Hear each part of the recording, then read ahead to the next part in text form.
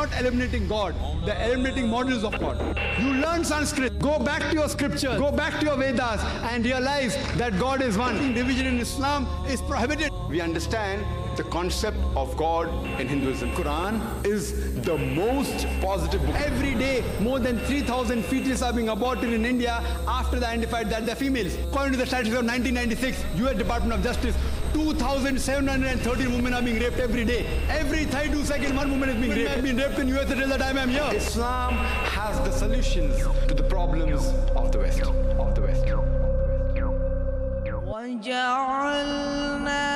The geologists tell us it's due to the folding phenomena which give rise to mountain ranges, and these mountains, they prevent the earth from shaking.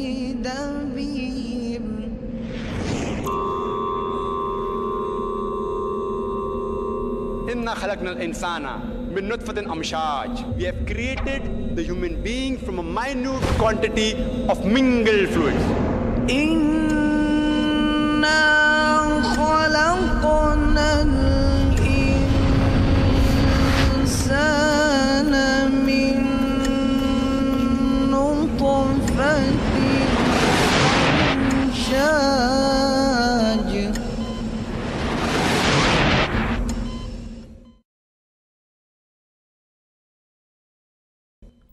এখন শুরু হচ্ছে আমাদের প্রশ্নোত্তর পর্ব। এই প্রশ্নোত্তর পর্বকে সফল করার জন্য এই অল্প সময়ের মধ্যে সেটা করতে হবে। সেজন্য আমরা এখানে কিছু নিয়মকানুন মেনে চলব। আপনাদের প্রশ্নগুলো হবে আজকের অনুষ্ঠানের বিষয়বস্তুর উপর, কোরআন ও আধুনিক বিজ্ঞান পরস্পর বিরোধী না সামঞ্জস্যপূর্ণ। যেসব প্রশ্ন অপ্রাসঙ্গিক সেগুলোর উত্তর দেওয়া হবে না। দয়া করে আপনাদের প্রশ্নগুলো সংক্ষেপ আর সহজ করবেন। প্রশ্ন করার সময়ে আপনারা দয়া করে বক্তৃতা দেবেন না। একবারে আপনারা একটা প্রশ্ন করবেন। দ্বিতীয় প্রশ্ন করতে চাইলে আপনাকে তখন সবার পেছনে দাঁড়াতে হবে। তারপর আপনি আপনার দ্বিতীয় প্রশ্নটা করবেন। এখানে 3টা মাইক আছে, সেগুলো সামনেই আছে। 2টা আমার দুই পাশে, ডান পাশে একটা, বাম পাশে একটা। এই দুটো পুরুষদের জন্য। আর একটা মাইক রয়েছে মাঝখানে, সেখান থেকে মহিলারা প্রশ্ন করবেন। আমাকে বলা হয়েছে যে আলমা লতিফি হলে দর্শকরা ভিডিও স্ক্রিনে অনুষ্ঠানটা দেখছেন। আমি তাদেরকে অনুরোধ করব, যদি তাদের কোনো প্রশ্ন থাকে তারা যেন এখানে আসেন। ভলান্টিয়াররা আপনাদের পাশেই আছেন সাহায্য করার জন্য। প্রত্যেক মাইক থেকে একবারে একটা প্রশ্ন, তারপরের প্রশ্নগুলো ঘুরবে ঘড়ির কাঁটার মতো। প্রথমে মহিলারা, তারপর আমার ডান দিকের মাইক, তারপর আমার বাম দিকের মাইক থেকে, তারপর এভাবে চলবে ঘড়ির কাঁটার মতো। স্লিপে লেখা প্রশ্ন হবে, তারপর স্লিপ পাবেন ভলান্টিয়ারদের কাছে আপনাদের পাশেই। এভাবে আপনারা প্রশ্ন করবেন যখন ডক্টর জাকির নায়েক মাইকে বলা প্রশ্নের উত্তর দেয়া শেষ করবেন। আজকের অনুষ্ঠান আমরা যাতে সফল করতে পারি, আমাদের এই অনুষ্ঠানটি শিক্ষণীয় আর উপভোগ্য করার জন্য আমরা প্রশ্নগুলি পরীক্ষা করে অপ্রাসঙ্গিক প্রশ্নগুলোকে বাদ দিয়ে দেব। আপনারা যাতে আপনাদের প্রশ্নের উত্তর পেয়ে সন্তুষ্ট হতে পারেন বক্তার উত্তর শুনে, দয়া করে আপনারা প্রশ্নটা করার আগে আপনার নাম ও পেশা বলুন, যাতে করে বক্তা আপনার প্রশ্নের উত্তরটা ভালোভাবে আপনাদের সামনে তুলে ধরতে পারেন। এখন আমাদের অনুষ্ঠানের প্রথম প্রশ্ন মহিলাদের মধ্য থেকে। আসসালামু আলাইকুম, আমার নাম কামরুন নাহার। আমি কুয়েতে দারুল কুরআনে চাকরি করি। বর্তমানে আমি অনুশক্তিনগরে আরবি ভাষা শেখাচ্ছি। আমার প্রশ্নটা হলো, পবিত্র কোরআনে উল্লেখ করা আছে যে আল্লাহ সুবহানাহু ওয়া তাআলার কাছে একদিন সমান আমাদের 1000 বছর, আর অন্য এক জায়গায় এই কথাটি বলা হয়েছে যে একদিন সমান 50,000 বছর। কোরআন কি এখানে পরস্পর বিরোধী কথা বলছে না? আপনি কি বলেন? বোন একটা প্রশ্ন করেছেন যে পবিত্র কোরআনে উল্লেখ করা আছে বেশ কিছু জায়গায় যে আল্লাহর কাছে একদিন হলো 1000 বছরের সমান, আরেক জায়গায় লেখা আছে যে আল্লাহর কাছে একদিন হলো 50,000 বছরের সমান। এই কথা কি পরস্পর বিরোধী? বোন, আপনি যে আয়াতের কথা বলেছেন সেগুলো পবিত্র কোরআনে আছে। সূরা আল হাজের 47 নম্বর আয়াতে উল্লেখ করা আছে, আর এছাড়াও সূরা সাজদার 5 নম্বর আয়াতে উল্লেখ করা আছে। বলা হয়েছে যে তোমাদের প্রতিপালকের নিকট একদিন তোমাদের গণনার সহস্র বছরের সমান। এরপর সূরা মারিজের 4 নম্বর আয়াতে বলা হয়েছে যে আল্লাহ সুবহানাহু ওয়া তাআলার কাছে একদিন এটা আমাদের মানুষদের সময়ের হিসাবে 50,000 বছর। এই দুটো কথাকে কি পরস্পর বিরোধী বলা যায়? আসলে পবিত্র কোরআনের এই আয়াতগুলো যা বোঝাতে চাচ্ছে, একটা ধারণা দিচ্ছে যে আল্লাহ সুবহানাহু ওয়া তাআলার সময়ের সাথে আমাদের পার্থিব সময়কে তুলনা করা যায় না। আমাদের পার্থিব সময় হোক সেটা 1000 বছর বা 50,000 বছর বা লক্ষ লক্ষ বছর, এই পার্থিব সময়টা আল্লাহর কাছে মাত্র একদিন অথবা মাত্র 1 সেকেন্ডের সমান হতে পারে। এখানে আপনাকে একটা ধারণা দেয়া হচ্ছে যে আল্লাহ সুবহানাহু ওয়া তাআলার সময়ের সাথে আমাদের পার্থিব সময়কে তুলনা করা যায় না। তারপরেও যদি আয়াতগুলোর শব্দগত অর্থ ধরেন, সেখানেও একটা ব্যাখ্যা রয়েছে। এই আয়াতগুলোতে যে আরবি শব্দটা ব্যবহার করা হয়েছে সেটা ইয়াম। এই শব্দটা দুটো আলাদা অর্থ আছে। ইয়ামের একটা অর্থ হলো দিন বা সময়কাল, অন্যটা যুগ বা লম্বা সময়। তাই আপনি যদি কোরআনে সূরা সাজদার 5 নম্বর আয়াতটি ভালো মতো পড়েন, বলা হয়েছে যে তিনিই সমুদয় বিষয়সমূহ পরিচালনা করেন, আকাশ হইতে পৃথিবী পর্যন্ত। অতঃপর একদিন সমস্ত কিছুই তাহার সমীপে সমর্থিত হইবে, যেদিনের পরিমাণ হইবে তোমাদের হিসাবে সহস্র বছর। যদি এই শব্দটা সঠিক অনুবাদ করেন, ইয়াম মানে সময়কাল, কথাটা দাঁড়াবে আল্লাহ আকাশ ও পৃথিবীর সব কিছু পরিচালনা করেন, আর সব কিছুই তাহার কাছে যাবে একটি সময়কালে, যে সময়টা তোমাদের হিসাবে 1000 বছর। আর সূরা মাজিরের 4 নম্বর আয়াতে এই কথাটা বলা হয়েছে যে রূহ এবং ফেরেশতা আল্লাহর দিকে ঊর্ধ্বগামী হয় এমন একদিনে যাহার পরিমাণ পার্থিব সময়ের হিসাবে 50,000 বছর। যদি আয়াতটা সঠিক অনুবাদ করেন, ইয়াম মানে সময়কাল, কথাটা দাঁড়াবে যে রূহ এবং ফেরেশতা তারা আল্লাহ সুবহানাহু ওয়া তাআলার কাছে পৌঁছায় একটা সময়কালে যেটা 50,000 বছরের সমান। পবিত্র কোরআন দুটো আলাদা সময়ের কথা বলেছে, তাই এখানে পরস্পর বিরোধী কিছু নেই। যেমন ধরেন আমি বললাম যে আমার এখান থেকে ওয়াশিতে যেতে 1 ঘন্টা সময় লাগবে, এই জায়গা থেকে ওয়াশিতে যেতে আমার সময় লাগবে 1 ঘন্টা। আর তারপর বললাম যে এই জায়গা থেকে শ্রীনগর যেতে আমার সময় লাগবে 50 ঘন্টা। 50 ঘন্টা এটা পরস্পর বিরোধী না, কারণ দুটোই আলাদা সময়কাল। তাই এক আয়াতে কোরআন বলছে যে সময়কালের মধ্যে সমস্ত রূহ এবং ফেরেশতা আল্লাহ সুবহানাহু ওয়া তাআলার দিকে ঊর্ধ্বগামী হয়, সেটা পার্থিব সময়ের হিসাবে 50,000 বছরের সমান। আরেকটা আয়াত বলছে যে সময়কালের মধ্যে সবকিছু আল্লাহ সুবহানাহু ওয়া তাআলার কাছে সমর্থিত হয়, সেটা 1000 বছরের সমান। এটা পরস্পর বিরোধী নয়। আশা করি উত্তরটা পেয়েছেন। আসসালামু আলাইকুম জাকির ভাই, আমার নাম শাকির, মেকানিক্যাল ইঞ্জিনিয়ারিংয়ের ছাত্র। আপনাকে একটা প্রশ্ন করতে চাই যে কিভাবে একজন নাস্তিকের কাছে প্রমাণ করবেন বৈজ্ঞানিকভাবে যে একজন সৃষ্টিকর্তা আছেন? ভাই একটা প্রশ্ন করেছেন যে কি করে আমি বৈজ্ঞানিকভাবে প্রমাণ করব যে একজন সৃষ্টিকর্তা আছেন, আল্লাহ সুবহানাহু ওয়া তাআলা আছেন। বিশেষ করে একজন নাস্তিকের কাছে, যে কোনো ঈশ্বরকেই বিশ্বাস করে না, আমি প্রথমেই যে কাজটা করব সেটা হলো আমি সেই নাস্তিককে অভিনন্দন জানাবো। কেন বলতে পারেন? আমাদের আশেপাশে দেখেন, উনি একজন হিন্দু কারণ উনার বাবা হিন্দু, উনি একজন খ্রিস্টান কারণ উনার বাবা খ্রিস্টান, আর উনি হলেন মুসলিম কারণ উনার বাবা ছিলেন মুসলিম। এই নাস্তিক যদিও জন্মের সময় তার একটা ধর্মীয় পরিচয় ছিল, সে কোনো রকম নকল ঈশ্বরে বিশ্বাস করে না। তার বাবা মা যে ঈশ্বরে বিশ্বাস করে, তাই সে ঈশ্বরে বিশ্বাস করে না। আমি তাকে অভিনন্দন জানাচ্ছি কারণ সেই নাস্তিক লোকটা শাহাদার প্রথম অংশটা মেনে নিয়েছে। ইসলামিক ধর্মমতের প্রথম অংশ লা ইলাহা, কোথাও কোনো ঈশ্বর নেই। এখন আমি যেটা করব, প্রমাণ করব ইল্লাল্লাহ, আল্লাহ ছাড়া, সেটা আমি করবো ইনশাল্লাহ।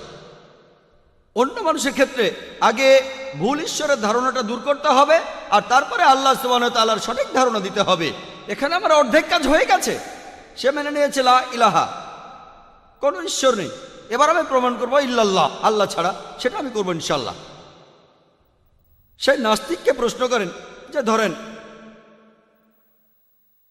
কোনো একটা বস্তুটা অপরিচিত হতে পারে, সেটা উঠতে পারে, যেটা পৃথিবীতে কেউ কখনো দেখেনি, পৃথিবীর কোনো মানুষ এই বস্তুটা সম্পর্কে কিছুই জানে না। যদি বস্তুটা আপনার সামনে আনা হয়, যদি প্রশ্ন করা হয় যে বস্তুটা কিভাবে কাজ করে, কোন ব্যক্তি প্রথমে আপনাকে সেটা বলতে পারবে? কোন ব্যক্তি প্রথমে বলতে পারবে? তাকে প্রশ্ন করেন, প্রথমে কোন ব্যক্তি আপনাকে বলতে পারবে এই নতুন বস্তুটা কিভাবে কাজ করে, যেটা পৃথিবীর কোনো মানুষ কখনো দেখেনি? কিছুক্ষণ চিন্তা করার পর সে আপনাকে উত্তর দেবে যে আপনাকে বলতে পারবে বস্তুটা কিভাবে কাজ করে প্রথম ব্যক্তি হলো সেই বস্তুটা যে সৃষ্টি করেছে। কেউ বলবে প্রস্তুতকারক, বলতে পারে উৎপাদনকারী। যে উত্তরই আসুক, শব্দটা নিয়ে তর্ক করবেন না, মেনে নেন। অর্থটা প্রায় একই, সৃষ্টিকর্তা, পরিচালক, উৎপাদনকারী বা প্রস্তুতকারী। তবে উত্তরটা মনে রাখুন, উত্তরটা আপনার মাথায় রাখুন, তারপর তাকে আবার প্রশ্ন করুন এই বিশ্বজগৎ কিভাবে সৃষ্টি হয়েছে, কিভাবে তৈরি হয়েছে। সে আপনাকে বিজ্ঞানের থিওরির কথা বলবে। তাকে বলবেন পবিত্র কোরআনে সূরা আম্বিয়ার 30 নম্বর আয়াতে বিজ্ঞানের থিওরির কথা সংক্ষেপে বলা হয়েছে। 1400 বছর আগে পবিত্র কোরআনে কে এই কথা লিখতে পারে? সে তখন বলতে পারে এটা হঠাৎ করে মিলে গেছে। কোনো তর্ক করবেন না। এরপরে প্রশ্ন করবেন, আমরা জানতাম না যে চাঁদের আলোটা আসলে প্রতিফলিত আলো, আমরা সেদিন জানলাম। সে আপনাকে বলবে যে হ্যাঁ, চাঁদের আলো প্রতিফলিত আলো, এটা নিজের আলো নয়। আবিষ্কারটা কবে হয়েছে? সে বলবে সেদিন, গতকাল, 50 বছর আগে, 100 বছর আগে, কিছুদিন আগে জেনেছি। তখন তাকে বলবেন কোরআন বলেছে যে চাঁদের আলোটা আসলে প্রতিফলিত আলো 1400 বছর আগে। কে এই কথাটা বলতে পারে? হয়তো এটাও হঠাৎ করে মিলে গেছে। কোনো তর্ক করবেন না, আপনি বলে যান আমরা জানতাম সূর্য স্থির। প্রশ্ন করেন সূর্য স্থির? সে বলবে না, সূর্য গতিশীল, চারপাশে ঘুরছে। আমরা এটা কবে জানলাম? এই সেদিন, 50 বছর আগে, 100 বছর আগে। কোরআন এই কথা বলেছে 1400 বছর আগে। সে ইতস্তত বোধ করবে। তারপরেও বলতে পারে কোনো বুদ্ধিমান লোক এটা লিখেছে। এরপর তর্ক করবেন না, বলে যান বিশ্বজগতের প্রাথমিক অবস্থা কেমন ছিল, সৌরজগতের সব উপাদান। সে আপনাকে বলবে সব ছিল ধোঁয়া। এটা কিভাবে জানলাম? আমাদের কাছে প্রমাণ আছে, আমাদের কাছে এভিডেন্স আছে। তাকে বলেন কোরআন এই কথা বলেছে 1400 বছর আগে। কে এই কথা বলতে পারে? সে ইতস্তত করবে। তার উত্তরের জন্য অপেক্ষা করবেন না, বলে যান একটার পর একটা প্রশ্ন করতে থাকুন। আমি যেভাবে বললাম এভাবে একটার পর একটা প্রশ্ন করে যান যে পানিচক্র এ সম্পর্কে কবে জেনেছি? কোরআন এটা 1400 বছর আগে বলেছে। পৃথিবীর সব জীবজন্তু পানি থেকে সৃষ্টি হয়েছে। এ কথা কে বলতে পারে? কোরআন উদ্ভিদবিদ্যা নিয়েও কথা বলেছে, পুরুষ এবং নারী। কে কথা বলতে পারে? এভাবে একটার পর একটা বলেন আর প্রশ্ন করেন কে কথা লিখতে পারে। এরপর তাকে বলেন একটা থিওরি আছে যার নাম থিওরি অফ প্রবাবিলিটি। ধরুন আপনার সামনে দুটো পথ আছে, তার একটা হলো সঠিক। এখন আপনি সঠিক পথটা বেছে নেবেন, তার সম্ভাবনা একেবারে আন্দাজে সেটা 1/2। ধরুন আমি একটা পয়সা টস করলাম, হেড পড়তে পারে অথবা টেইল। আমি ঠিক বলবো তার সম্ভাবনা 1/2। যদি 2 বার টস করি, আমি যে 2 বারই ঠিক মতো বলতে পারবো তার সম্ভাবনা 1/2 গুণ 1/2 অর্থাৎ 1/4, 25% সম্ভাবনা। যদি 3 বার টস করি, 3 বারই ঠিক বলবো তার সম্ভাবনা 1/2 গুণ 1/2 গুণ 1/2 সমান 1/8, 12.5%। একটা ছক্কার 6টা দিক থাকে। যদি একটা ছক্কা ছুঁড়ে দেই, আমি ঠিকমতো বলবো তার সম্ভাবনা হলো 1/6। যদি আমি 2 বার ছুঁড়ি, 2 বারই ঠিক বলতে পারবো তার সম্ভাবনা 1/6 গুণ 1/6, 1/36। এটাকে বলা হয় থিওরি অফ প্রবাবিলিটি। যদি ছক্কাটা 2 বার ছুঁড়ি, তারপর পয়সা টস করি, 3 বারই ঠিক বলবো, সেটা 1/6 গুণ 1/6 গুণ 1/2 অর্থাৎ 1/72। আপনি তাকে বলবেন সম্ভাবনার কথা। যদি প্রশ্ন করা হয় পৃথিবীর আকার কেমন, অনেক উত্তর হতে পারে। কেউ বলবে সমতল, কেউ বলবে ত্রিকোণা, কেউ বলবে ষড়ভুজের মতো, কেউ বলবে একটা পঞ্চভুজ, কেউ বলবে সপ্তভুজ, কেউ বলবে বর্গাকার। ধরেন সব মিলিয়ে 10টা আকার আছে। কেউ বলবে গোলাকার বা বর্তুলাকার। এখন কেউ আন্দাজে ঠিক মতো বলতে পারবে তার সম্ভাবনা হলো 1/10। চাঁদের যে আলোটা সেটা প্রতিফলিত আলো হতে পারে, আবার নিজের আলো হতে পারে। কেউ আবারও আন্দাজে এটা ঠিকভাবে বলবে, সেটার সম্ভাবনা হলো 1/2। এখন এই দুটোই, পৃথিবীর আকার আর চাঁদের আলো, আসলে প্রতিফলিত আলো, কেউ আন্দাজে বলবে আর ঠিকমতো মিলে যাবে, তার সম্ভাবনা 1/10 গুণ 1/2 সমান 1/20। পৃথিবীর জীবজন্তু কি দিয়ে তৈরি? কেউ বলতে পারে বালি, কেউ বলবে পাথর, কেউ বা বলবে অ্যালুমিনিয়াম, কেউ বলবে আবার সোনা। ধরেন 1000টা উপাদানের নাম বলবে। কেউ হয়তো বলবে পানি, আবার কেউ বলবে রূপা। 1000টা উপাদান, এখানে কেউ আন্দাজে উত্তরটা দেবে, সেটা ঠিক হবে। তার সম্ভাবনা এই থিওরি অনুযায়ী 1/1000। এই তিনটাই ঠিক হবে তার সম্ভাবনা। পৃথিবী বর্তুলাকার, চাঁদের আলো প্রতিফলিত আলো, আর সব জীবজন্তু পানি দিয়ে তৈরি, তার সম্ভাবনা সেটা হবে 1/10 গুণ 1/2 গুণ 1/1000। এটা তখন হবে 1/20,000, 0.005%। পবিত্র কোরআনে 1000-এরও বেশি আয়াতে বিজ্ঞান সম্পর্কে বলা হয়েছে। 3টা ক্ষেত্রে এই সম্ভাবনাটা 0.005%। আপনি যদি প্রবাবিলিটি থিওরি দিয়ে সবগুলো আয়াতের কথাকে বিচার করেন, উত্তরটা দাঁড়াবে প্রায় শূন্যের কাছাকাছি। থিওরি অনুযায়ী 1/10⁻50, এটা তখন শূন্যের কাছাকাছি। তখন আপনি সেই নাস্তিককে প্রশ্ন করবেন, কে এই কথাগুলো লিখতে পারে? এখানে শুধু একটাই উত্তর দেয়া যায়। প্রথম উত্তরটা, সৃষ্টিকর্তা, প্রস্তুতকারক, যিনি এই সব কিছু তৈরি করেছেন। এই উত্তর ছাড়া এখানে আর কোনো উত্তর নেই। বিজ্ঞান আজকের দিনে যেটা করছে, আসলে বিজ্ঞান ঈশ্বরকে বাতিল করছে না, ঈশ্বরের কিছু ধারণাকে বাতিল করছে। লা ইলাহা ইল্লাল্লাহ, বিজ্ঞান ঈশ্বরকে বাতিল করছে না, কিছু ধারণাকে বাতিল করছে। আশা করি উত্তরটা পেয়েছেন।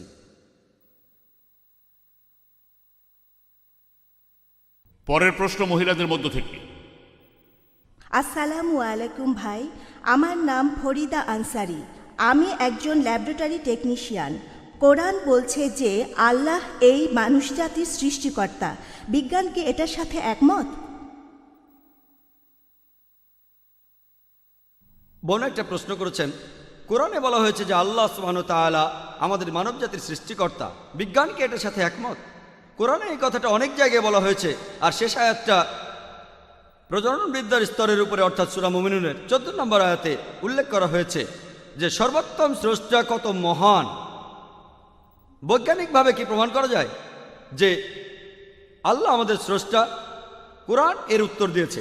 পবিত্র কোরআনে বলা হয়েছে, সূরা তুরের 35 নম্বর আয়াতে উল্লেখ করা হয়েছে, এখানে প্রশ্ন করা হচ্ছে যে তোমরা কি স্রষ্টা ব্যতীত সৃষ্টি হয়েছ? এখানে যে আরবি শব্দটা, স্রষ্টাকে বোঝাতে যে আরবি শব্দটা ব্যবহার করা হয়েছে সেটা খালিক। এটার উৎপত্তি হয়েছে আরবি শব্দ খালাকা থেকে। এই খালাকা শব্দটার 4টা অর্থ আছে। একটা অর্থ হলো একেবারে শূন্য থেকে কোনো কিছু সৃষ্টি করা, অতীতে যার কোনো দৃষ্টান্ত নেই, এটা শুধুমাত্র আল্লাহ তাআলার পক্ষেই সম্ভব। খালাকা শব্দটা দ্বিতীয় অর্থ হলো পৃথিবীতে আছে এমন বস্তু থেকে নতুন কিছু সৃষ্টি করা। খালাকা শব্দটা তৃতীয় অর্থ, সেটা হলো প্রোগ্রামিং বা পরিকল্পনা। আর চতুর্থ অর্থটা হলো সহজ করে দেয়া। পবিত্র কোরআন প্রশ্ন করছে, সূরা তুরের 35 নম্বর আয়াতে প্রশ্ন করা হচ্ছে, তোমরা কি স্রষ্টা ছাড়াই সৃষ্টি? খুব স্বাভাবিক যে এখানে উত্তরটা হবে না, মানুষ কোনো স্রষ্টা ছাড়া সৃষ্টি হয়নি। কোরআন এরপর প্রশ্ন করছে, তোমরা নিজেরাই কি স্রষ্টা? আমরা কি সৃষ্টিকর্তা? আমরা ভালো করেই জানি যে মানুষ আরেক মানুষকে সৃষ্টি করতে পারে না। যদি সেটাই করতে পারত তাহলে কেউ মারা গেলে সঙ্গে সঙ্গে বাঁচিয়ে তুলত। যদি তার কোনো আত্মীয় মারা যেত তাকে সঙ্গে সঙ্গে বাঁচিয়ে দিত। মানুষ আসলে জীবজন্তু সৃষ্টি করতে পারে না, এমনকি একটি মাছিকেও না, মানুষ তো দূরের কথা। এছাড়াও শরীরের অঙ্গ প্রত্যঙ্গ তৈরি করতে পারে না। ধরেন বিভিন্ন অঙ্গ প্রত্যঙ্গ যেমন টেস্টি, ওভারি, এগুলোর কারণে বংশবিস্তার হয়। যদি বলেন যে টেস্টিস, ইউটেরাস এদের কারণে বংশবৃদ্ধি হয়, তাহলে আপনাদের পূর্বপুরুষরাও আসবেন, তাদের অঙ্গ প্রত্যঙ্গ, তাদের পূর্বপুরুষ এদেরও অবদান রয়েছে। তাহলে এর উত্তর হবে না। কোরআন এরপরে প্রশ্ন করছে, সূরা ওয়াকিয়ার 58 নম্বর এবং 59 নম্বর আয়াতে প্রশ্ন করা হচ্ছে যে তোমরা কি ভাবিয়া দেখিয়াছ তোমাদের বীর্যপাত সম্বন্ধে? উহা কি তোমরা সৃষ্টি করো না আমি সৃষ্টি করি? আর এটাই স্বাভাবিক, কোরআন এখানে যেসব প্রশ্ন করছে সেগুলোর উত্তর হবে না। কেউ কেউ হয়তো বলবে এটা হঠাৎ করে হয়ে গেছে, আমরা হঠাৎ করেই সৃষ্টি হয়েছি, প্রাকৃতিক বস্তু আমরা হঠাৎ করে সৃষ্টি হয়েছি। আসুন আমরা বৈজ্ঞানিকভাবে দেখি আমাদের পক্ষে হঠাৎ সৃষ্টি হওয়া সম্ভব কি না। প্রত্যেক জীবকোষের সবচেয়ে গুরুত্বপূর্ণ উপাদান হলো প্রোটিনের অণু। যে কোনো জীবকোষের সবচেয়ে গুরুত্বপূর্ণ একটা উপাদান। এই প্রোটিনের অণুর মধ্যে 5টা উপাদান থাকে: কার্বন, নাইট্রোজেন, অক্সিজেন, হাইড্রোজেন আর সালফার। এছাড়া একটা অণু তৈরি করতে গেলে হাজার হাজার পরমাণুর প্রয়োজন হয়। এখানে একটা অণুর 5টা উপাদান আছে: কার্বন, নাইট্রোজেন, অক্সিজেন, হাইড্রোজেন এবং সালফার। হাজার হাজার পরমাণু নিয়ে একটি প্রোটিন অণু গঠিত হয়। আর পৃথিবীতে আনুমানিকভাবে 92টি স্বাধীন উপাদান। এখন এই 92টি উপাদানের মধ্যে 5টা মিলে একটি অণু গঠন করবে, আর এটার মধ্যে হাজার হাজার পরমাণু আছে। এগুলো মিলেই তৈরি হবে একটি প্রোটিনের অণু। এটার সম্ভাবনা হিসাব করেছেন ফ্র্যাঙ্ক এলিয়েন। তার মতে এই সম্ভাবনা হলো 1/10⁻160। এই 1/10⁻160 সমান কত জানেন? যদি আমি বলি 1/10⁻2, 10⁻2 মানে 100, 2টা শূন্য, 1/100, এখানে সম্ভাবনা 1%। যদি আমি বলি 1/10⁻3, তার মানে 1/1000, সেটা 0.1%। যদি আমি বলি 1/10⁻4, তার মানে 1/10,000, অর্থাৎ 0.01%। তাহলে যখন হিসাব করবেন 1/10⁻160, তার মানে 0.00000, প্রথমে 157টা শূন্য, তারপর 1। আর অঙ্কের থিওরি বলে যদি কোনো সংখ্যা 1/10⁻50 হয় তখন তাকে শূন্য বলা হয়। এরপরে এখানে বলা হয়েছে মাত্র একটা অণু নিয়ে, আর যে উপাদানগুলো দরকার একটা প্রোটিনের অণু তৈরি করতে সেটার হিসাব করেছেন আরেকজন, চার্লস গাই, যে সেক্ষেত্রে লক্ষ কোটি উপাদানের প্রয়োজন হবে আমাদের গ্যালাক্সির মতো বড়। লক্ষ লক্ষ গ্যালাক্সি প্রয়োজন হবে শুধু একটা প্রোটিনের অণু তৈরি করতে। আর এখানে চার্লস গাই প্রয়োজনের সময়টাও হিসাব করেছিলেন। এখন মাত্র একটা প্রোটিনের অণু তৈরি করতে সময় লাগবে 10⁻263 বছর। এটা কত বড় জানেন? 100,000,000,263টি শূন্য। এই সময় লাগবে একটা প্রোটিনের অণু তৈরি করতে। আপনারা কি জানেন একটা কোষের মধ্যে কতগুলো প্রোটিনের অণু আছে? আর এছাড়াও কোষের মধ্যে কতগুলো অন্যান্য অণু আছে? আর একজন মানুষের শরীরে কতগুলো কোষ আছে? যখন কোনো শিশু জন্মায় তখন তার শরীরে 600 কোটিরও বেশি কোষ থাকে। ডাক্তাররা এটা বলে থাকেন 600 কোটি। একটা প্রোটিনের অণু তৈরি হওয়ার সম্ভাবনা 1/10⁻160, আর এখানে সময় লাগবে 10⁻263 বছর। তাহলে 600 কোটি কোষ একটা শিশুর জন্য, চিন্তা করেন। আর কতজন মহিলা গর্ভবতী? একই সাথে লক্ষ লক্ষ মহিলা গর্ভবতী। আর সময় লাগে মাত্র 9 মাস। হঠাৎ করে মিলে যাওয়ার সম্ভাবনা 000, কোনো সম্ভাবনাই নেই। এই সৃষ্টি হঠাৎ করে হতে পারে না, অবশ্যই কেউ একজন সবকিছু তৈরি করছেন। বিজ্ঞান আমাদের বলে যে কেউ একজন অবশ্যই আছে, কোনো অতিপ্রাকৃত শক্তি। তাই আমি আগেই বলেছি যে বিজ্ঞান ঈশ্বরকে বাতিল করছে না, ঈশ্বরের কিছু ধারণাকে বাতিল করছে। লা ইলাহা ইল্লাল্লাহ। আশা করি উত্তরটা পেয়েছেন। আসসালামু আলাইকুম, আমার নাম আশফাক, আমি একজন স্টুডেন্ট।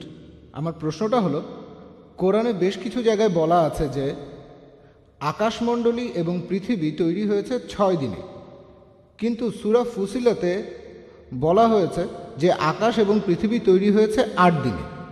এই কথাটা কি পরস্পর বিরোধী? এই আয়াতে আরও আছে যে পৃথিবী তৈরি হয়েছে 6 দিনে, আর তারপরে আকাশ তৈরি হয়েছে 2 দিনে। এই কথাটা বিগ ব্যাং থিওরির বিরুদ্ধে।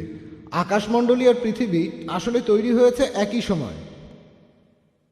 ভাই, খুব গুরুত্বপূর্ণ একটা প্রশ্ন করেছেন। কোরআন বলছে আকাশমণ্ডলী ও পৃথিবী 6 দিনে সৃষ্টি হয়েছে, আর সূরা ফুসিলাতে বলছে 8 দিন। এটা কি পরস্পর বিরোধী? আর এটা কি বিগ ব্যাং থিওরির বিপক্ষে যায় কিনা?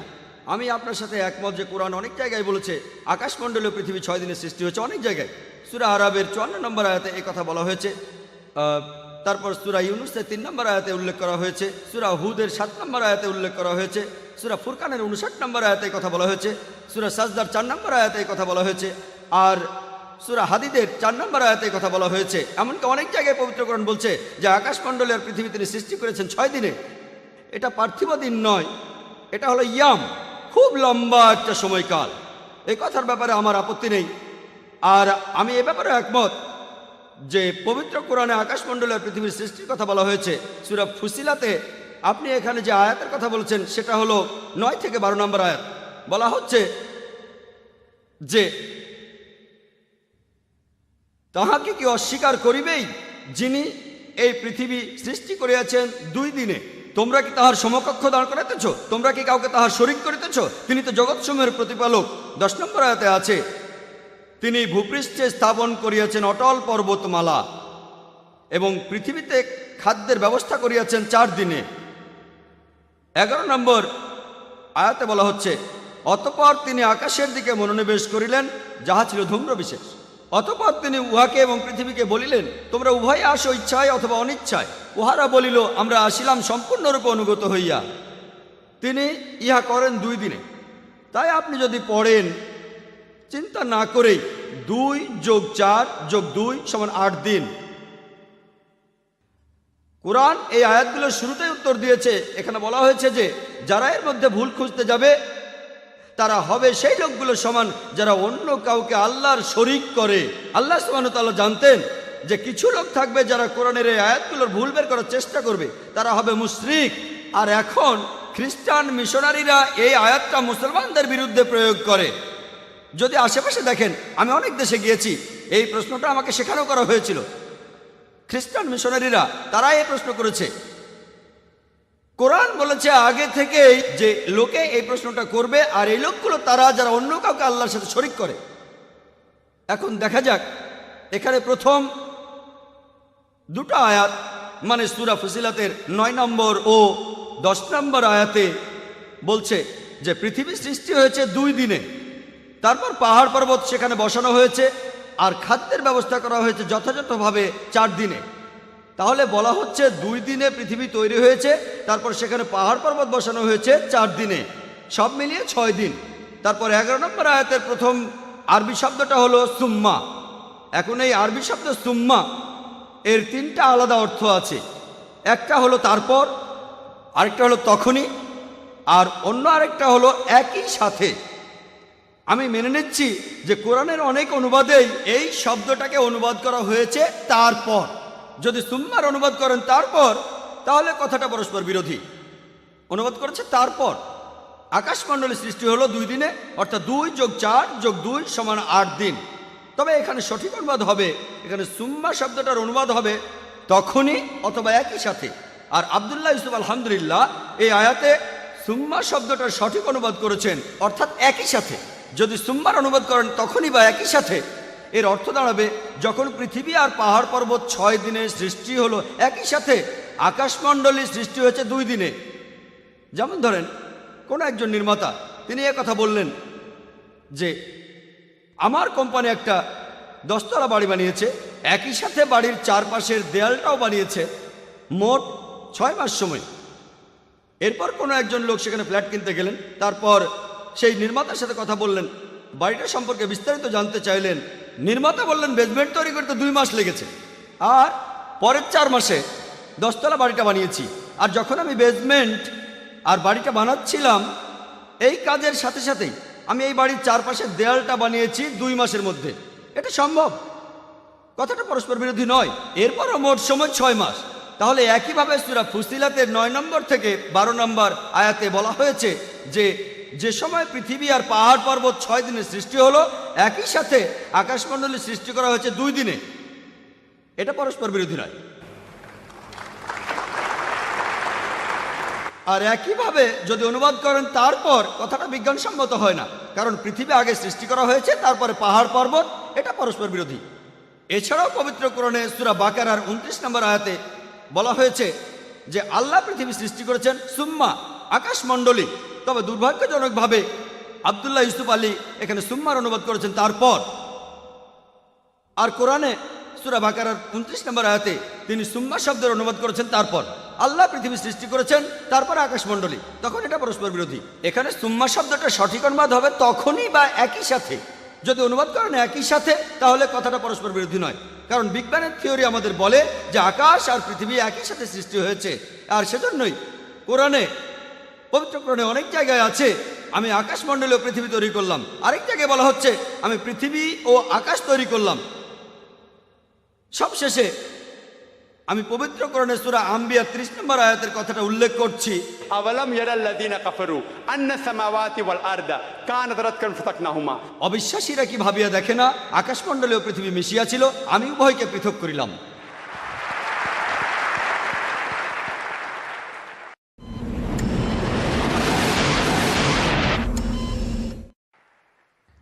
আমি ফারজানা মোল্লা।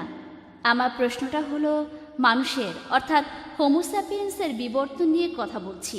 চার্লস ডারউইনের থিওরি, বিজ্ঞান এখানে ব্যাখ্যা দিচ্ছে যে প্রাকৃতিক নির্বাচনের কারণেই আজকের এই মানুষ জাতির সৃষ্টি হয়েছে। এখন ইসলামী বিশ্বাসের সাথে এই মতবাদটা পরস্পর বিরোধী হয়ে যাচ্ছে যে আমরা সবাই আদম আলাইহিস সালামের সন্তান। এখন এটা কিভাবে ব্যাখ্যা করা যায়? প্রশ্নটা খুবই গুরুত্বপূর্ণ। আমার কোনো বক্তৃতা, কোরআন ও আধুনিক বিজ্ঞান নিয়ে কোনো বক্তৃতা এই প্রশ্নটা ছাড়া সম্পূর্ণ হয় না। আমি এই বিষয়ে কথা বলেছি অনেক জায়গায়, কানাডায়, আমেরিকায়, ইংল্যান্ডে, সৌদি আরবে। কখনোই এই বিষয়টা সম্পূর্ণ হয় না, আর প্রশ্নোত্তর পর্ব সম্পূর্ণ হয় না এই প্রশ্নটা ছাড়া, অর্থাৎ theory of evolution. Charles Darwin বোন প্রশ্ন করলেন, কিভাবে আমি কোরআনকে ডারউইনের বিবর্তনের মতবাদের সাথে মেলাবো? বোন, আমি এখন পর্যন্ত এমন কোনো বই পড়িনি যেটা বলছে বিবর্তনবাদের ফ্যাক্ট।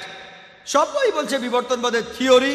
আমি এখন পর্যন্ত এমন কোনো বই দেখিনি যেটা বলছে বিবর্তনবাদের ফ্যাক্ট। যদি আপনি ডারউইনের বইটা পড়েন, the origin of the species, বলা হয়েছে যে চার্লস ডারউইন একটা দ্বীপে গিয়েছিলেন যার নাম গ্যালাপেগোস। তার জাহাজটার নাম ছিল HMS বিগল, আর তিনি দেখলেন সেখানে পাখি খুঁটে খুঁটে খাবার খাচ্ছে। পাখিগুলোর খোঁটাখুটির উপর নির্ভর করে তাদের ঠোঁট লম্বা আর ছোট হয়। এই পর্যবেক্ষণটা একটা প্রাণীর উপর করা হয়েছে, অনেক রকম প্রাণী নয়।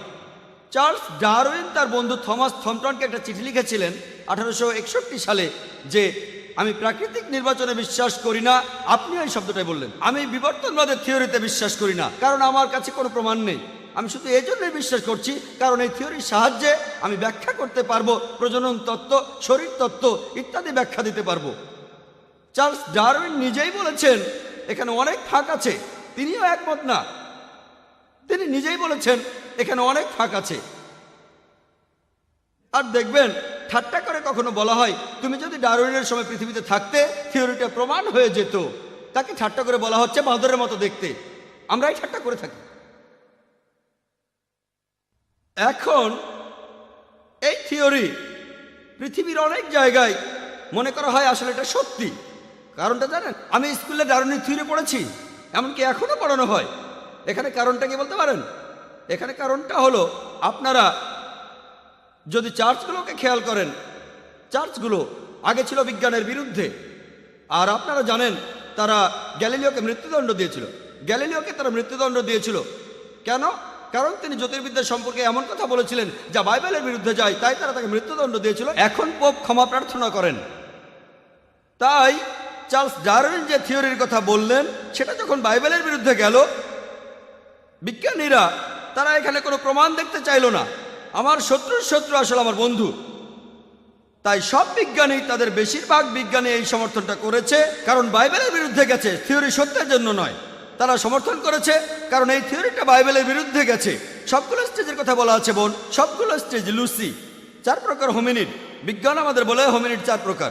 প্রথমটা হলো লুসি, এটার বৈজ্ঞানিক নাম হলো অস্ট্রালোপিথেকাস, যারা পৃথিবীতে ছিল 35 লক্ষ বছর আগে বরফ যুগে। তারপরে পৃথিবীতে আসলো হোমো হ্যাবিলিস, যারা পৃথিবীতে ছিল 5 লক্ষ বছর আগে। তারপর আসলো নিয়ানডার্থাল ম্যান, যারা ছিল 1 লক্ষ থেকে 40,000 বছর আগে। তারপর আসলো চতুর্থ স্টেজ ক্রোম্যাগনন। এইসব স্টেজের সাথে ডারউইনের কোনো সম্পর্ক নেই।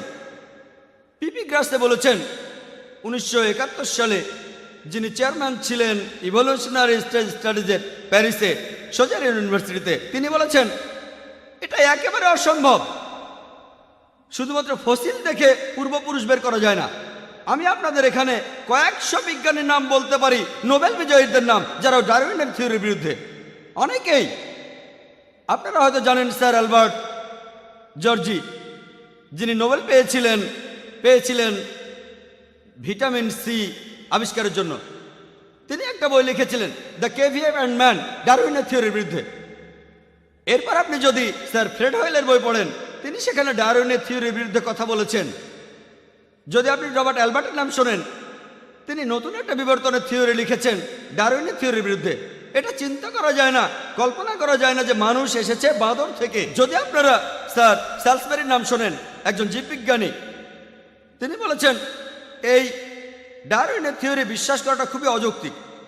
যদি হোয়াইট মিটের নাম শোনেন, স্যার হোয়াইট মিট, তিনিও ডারউইনের থিওরির বিরুদ্ধে বই লিখেছেন। তিনিও একজন জীববিজ্ঞানী। আমি কয়েকশো জনের নাম বলতে পারি। আজকের দিনেও এটা স্কুলে পড়ানো হয়। কেন সেটা আমি আগে বলেছি। মিডিয়া তাদের হাতে, এছাড়া এখানে আর কোনো প্রমাণ নেই। এখানে অবশ্য কিছু প্রমাণ আছে একেবারে নিচু স্তরে, যেমন অ্যামিবা। নিচু স্তরের প্রাণীর ক্ষেত্রে যেমন অ্যামিবা নিজেকে প্যারামেশিয়ায় বদলে ফেলে। কোরআনে কথা বলে না যে অ্যামিবা বদলায় না, কোরআনে কথা বলে না। যদি প্রমাণ করা যায় সেক্ষেত্রে হয়তো সম্ভব, এটা কোরআনের বিরুদ্ধে নয়, কিন্তু এখানে কোনো প্রমাণ নেই। লোকে মলিকিউলার বায়োলজি থিওরির কথা বলে, জেনেটিক কোডিংয়ের কথা বলে। হ্যান্সিস ক্রেগের মত অনুযায়ী, যিনি এই ব্যাপারে একজন বিশেষজ্ঞ, তিনি বলেছেন এটা অকল্পনীয়। যদি আবারও আপনি হিসাব করেন সেই প্রবাবিলিটি যে একটা ডিএনএ সেটা দিয়েই বাঁদর থেকে মানুষ হয়েছে, এটাও শূন্য হবে। যদি আমি আবার হিসাব করি, আপনারা শুধু বিরক্তই হবেন। আপনাদের একটা প্রোটিন অণুর হিসাব দেখিয়েছিলাম, হিসাবটা এরকম হবে, একটা ডিএনএ। এটা আসলে কোনোভাবেই সম্ভব নয়। আপনারা জানেন নতুন একটা থিওরি এসেছে যে সমকামিতা জিনের মধ্যেই আছে। আমি খবরটা পড়েছিলাম টাইমস অফ ইন্ডিয়ায়। আমি ভেবেছিলাম এবারে আমি যখন রবিবারে আবার আমার পরের লেকচারটা দেব, আমাকে এই প্রশ্নটা তখন করা হবে, যদি সমকামিতা জিনের মধ্যেই থাকে, আল্লাহ আমাদের কেন দোষ দেবেন?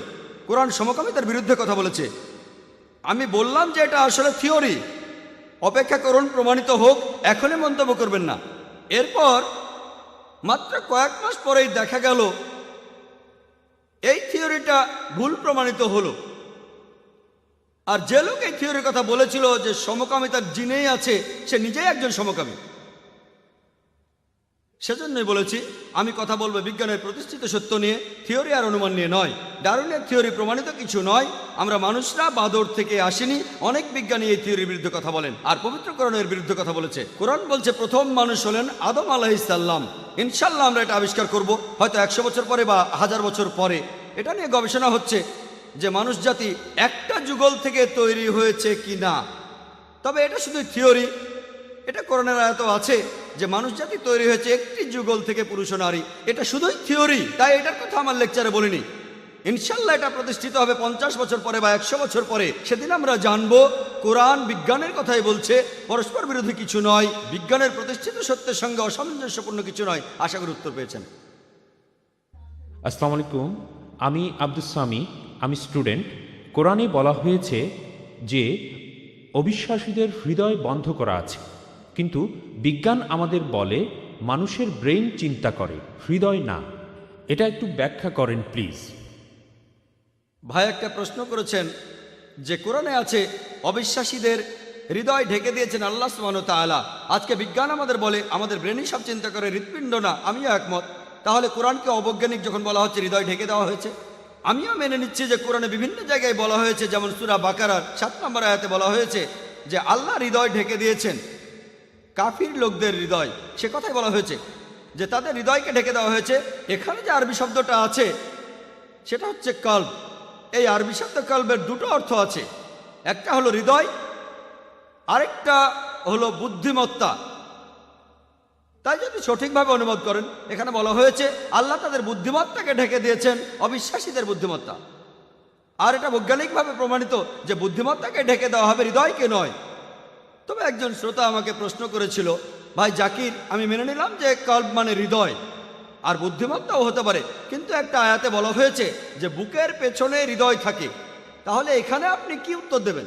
সেই লোক কোরআনের একটা আয়াত বলেছিল, সূরা হাজের 46 নম্বর আয়াতে উল্লেখ করা আছে, বলা হয়েছে যে চক্ষু তো অন্ধ নয়, বরং তাহাদের বক্ষের পশ্চাতে যে হৃদয় রহিয়াছে উহাই অন্ধ। তাহলে কোরআন বলছে যে চোখ আসলে অন্ধ নয়, তাহাদের বুকের ভেতরে যে হৃদয় আছে সেটাই অন্ধ। বিজ্ঞান আমাদের বলে যে চোখ দেখতে পারে, হৃদয় দেখতে পারে না। তাহলে কি এই আয়াতটা অবৈজ্ঞানিক? এখানে তো অনুবাদটা হৃদয়ই হবে, বুদ্ধিমত্তা হবে না।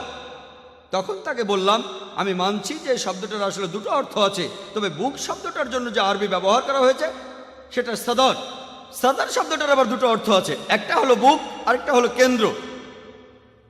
দেখেন যেভাবে আমরা হেড অফ ইনস্টিটিউশনকে বলি সদর অফ দ্য ইনস্টিটিউশন, অর্থাৎ এটা কেন্দ্র। আপনারা পাকিস্তানে দেখবেন, ইন্ডিয়াতে বলা হয় কেন্দ্র, পাকিস্তানে বলে সদর, অমুক জিনিসের সদর, তমুক জিনিসের সদর। পাকিস্তানে বলা হয় সদর আর ইন্ডিয়াতে বলা হয় কেন্দ্র। সদরের আরেকটা অর্থ কেন্দ্র। তাহলে সঠিক অনুবাদটা হলো, বস্তুত চক্ষু অন্ধ নয়, বরঞ্চ তাহাদের বুদ্ধিমত্তা যাহা রহিয়াছে কেন্দ্রে, বুদ্ধিমত্তাই অন্ধ।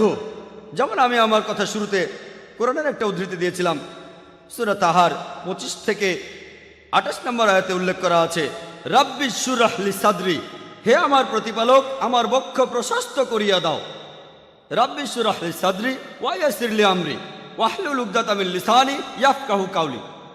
এই দোয়াটা করেছিলেন মুসা আলাইহিস সালাম যখন আল্লাহ সুবহানাহু ওয়া তাআলা তাকে বললেন তার মানুষদের কাছে আল্লাহর বাণী পৌঁছে দিতে। তিনি আল্লাহকে বললেন, হে আমার প্রতিপালক আমার বক্ষ প্রশস্ত করিয়া দাও।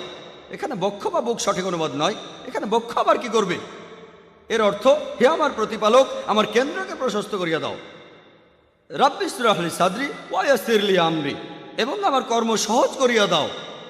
ওয়াহলুল উকদাতাম মিন লিসানি ইয়াফকাহু কাওলি, এবং আমার জিহ্বার জড়তা দূর করিয়া দাও যাহাতে উহারা আমার কথা বুঝিতে পারে। আপনারা হয়তো জানেন মুসা আলাইহিস সালাম তোতলা ছিলেন, হয়তো এটাও জানেন সৌভাগ্য হোক আর দুর্ভাগ্য হোক, এমনকি আমিও একজন তোতলা। ছোটবেলায় আমিও তোতলা ছিলাম। তাই যে কোনো লেকচারের শুরুতে আর আজকেও লেকচার দেওয়ার আগে আমি দোয়া করেছি আল্লাহ সুবহানাহু ওয়া তাআলার কাছে, রাব্বি ইশরাহ লি সাদরি, হে আমার প্রতিপালক আমার কেন্দ্রকে প্রশস্ত করিয়া দাও। আমি সাহায্য চাইছি আল্লাহ সুবহানাহু ওয়া তাআলার কাছে, আমার কেন্দ্র প্রশস্ত করো আর আমার মুখের তোতলামি বন্ধ করে দাও। এমনকি এখনো যখন আমি স্টেজে কথা বলি না, আমি তখনও তোতলাই। এখানে আল্লাহ তাআলা আমাকে সাহায্য করছেন। রাব্বি ইশরাহ লি সাদরি, হে আমার প্রতিপালক আমার কেন্দ্রকে প্রশস্ত করিয়া দাও, আমার কর্ম সহজ করিয়া দাও, আমার জিহ্বার জড়তা দূর করিয়া দাও আমার শ্রোতাদের সাথে আমার, যাতে তারা আমাকে বুঝতে পারে। তাই বৈজ্ঞানিকভাবে আপনারা যদি সূরা হাজের এই আয়াতটা দেখেন, সূরা হাজের 46 নম্বর আয়াত, এখানে বলা হচ্ছে যে তাদের চোখ অন্ধ নয়, আসলে তাদের বুদ্ধিমত্তা যেটা রয়েছে তাদের কেন্দ্রে সেটাই অন্ধ। কারণ তারা অন্ধ নয়, অবিশ্বাসীরা দেখতে পায়। তাদের অন্ধ বলাটা অবৈজ্ঞানিক। পবিত্র কোরআনের সূরা বাকারার 18 নম্বর আয়াতে উল্লেখ করা হয়েছে, বলা হয়েছে যে তারা বধির, মুখ ও অন্ধ, সুতরাং তাহারা নির্দেশিত পথে ফিরিবে না। সুম্মুম বুকমুন উমিউন ফাহুম লা ইয়ারজুন, বধির, মুখ এবং অন্ধ, তাহারা নির্দেশিত পথে ফিরিবে না। এখানে সত্যিকারের বধিরদের কথা বলা হচ্ছে না, বলা হচ্ছে অবিশ্বাসীদের কথা, যারা শুনেও শুনতে পায় না, আল্লাহ তাআলা নিদর্শন দেখেও তারা কোরআন মানতে চায় না। তাই কোরআন অনেক বেশি বৈজ্ঞানিক। কোরআন ঠিকই বলছে তারা দেখতে পায়, তাদের চোখ অন্ধ নয়, বরং তাদের বুদ্ধিমত্তা যেটা আছে তাদের কেন্দ্রে সেটাই অন্ধ।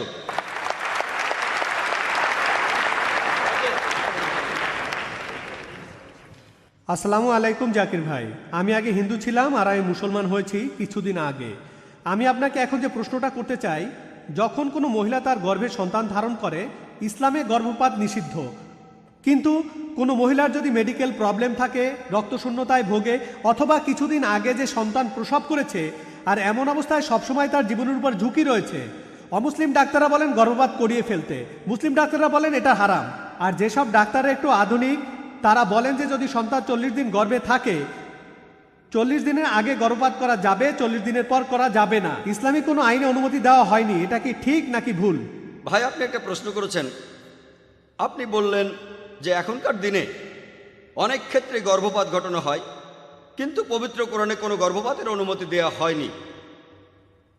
এমনকি যখন মায়ের জীবনের উপর ঝুঁকি থাকে, পবিত্র কোরআনে গর্ভপাত নিয়ে বলা হয়েছে সূরা আনামের 151 নম্বর আয়াতে উল্লেখ করা আছে। এছাড়াও সূরা ইসরার 31 নম্বর আয়াতে উল্লেখ করা আছে, বলা হয়েছে তোমাদের সন্তানকে দারিদ্র্যের ভয়ে হত্যা করিও না, কারণ উহাদিগকে আমিই রিজিক দেই এবং তোমাদিগকেও দেই, নিশ্চয়ই উহাদিগকে হত্যা করা মহাপাপ।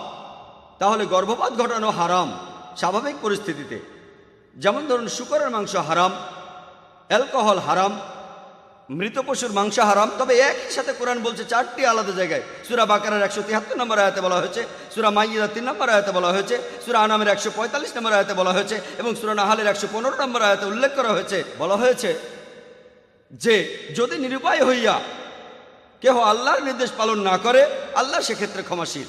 যদি নিরুপায় হয়ে আপনি আল্লাহর নির্দেশ পালন না করেন, আল্লাহ সেক্ষেত্রে ক্ষমা করবেন। ধরুন অনাহারে মারা যাচ্ছেন, শূকরের মাংস ছাড়া খাওয়ার কিছুই নেই, তখন সেটাই হালাল হয়ে যাবে, সেটাই হালাল, তবে সেটা তখনকার জন্যই, পরে আর সেটা খেতে পারবেন না। আপনি কোনো জঙ্গলে গেলেন, সেখানে শূকরই হলো একমাত্র খাদ্য, অথবা মরুভূমিতে শুধুমাত্র সেই সময়টার জন্য শূকর খাওয়া হালাল। আপনি যদি শহরে ফিরে আসেন, তখন ওটা আবার হারাম। একইভাবে গর্ভপাত, শুধুমাত্র সন্তান চান না, এই জন্য গর্ভপাত ইসলামে হারাম এবং গুরুতর পাপ। কিন্তু এতে যদি মায়ের জীবনের উপর ঝুঁকি থাকে, সেক্ষেত্রে এটার অনুমতি আছে, কারণ ইসলাম ধর্মে সন্তানের জীবনের চাইতে মায়ের জীবন অনেক বেশি মূল্যবান। সন্তান তো এখনো জন্মগ্রহণই করেনি। আমি জানি যে কিছু ব্যক্তি এভাবে বলেন 40 দিনের পর গর্ভপাত করা যাবে না, 40 দিনের আগে এটা করা যাবে। কোরআন এখানে খুবই পরিষ্কারভাবে বলছে যে যদি জীবনের উপর হুমকি আসে, অনিচ্ছাকৃতভাবে যদি আল্লাহ তাআলার নির্দেশ অমান্য করেন, এটা নিষিদ্ধ নয়।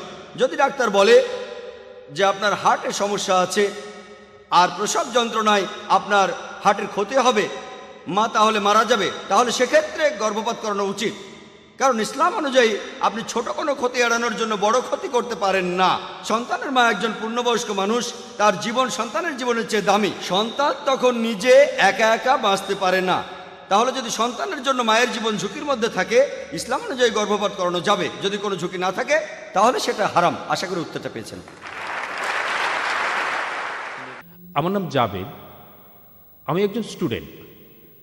আমি আপনাকে একটা প্রশ্ন করব। পবিত্র কোরআনে এক জায়গায় বলা আছে মানুষ সৃষ্টি হয়েছে শুক্রবিন্দু থেকে, যে কথাটার সাথে আধুনিক বিজ্ঞানও একমত। কিন্তু অন্য আরেক জায়গায় কোরআন বলছে যে মানুষ সৃষ্টি হয়েছে মাটি থেকে। কোরআনের এই কথা কি পরস্পর বিরোধী, নাকি বিজ্ঞানের সাথে সামঞ্জস্যপূর্ণ? ভাই একটা প্রশ্ন করেছেন যে পবিত্র কোরআনে এক জায়গায় বলা হচ্ছে যে মানুষ সৃষ্টি হয়েছে শুক্রবিন্দু থেকে, আধুনিক বিজ্ঞানও একই কথা বলছে। আরেক জায়গায় বলছে মানুষ সৃষ্টি হয়েছে মাটি থেকে। বৈজ্ঞানিকভাবে এই কথাটা কি প্রমাণ করা যায়? আর এই কথাটা কি পরস্পর বিরোধী? এক জায়গায় শুক্রবিন্দু, আরেক জায়গায় বলা হচ্ছে মাটি। পবিত্র কোরআনে বলা হয়েছে, আমি আমার লেকচারও বলেছি যে সূরা কিয়ামত 37 নম্বর আয়াত থেকে 39 নম্বর আয়াত পর্যন্ত বলা হয়েছে যে মানুষ জাতি তৈরি হয়েছে শুক্রবিন্দু থেকে।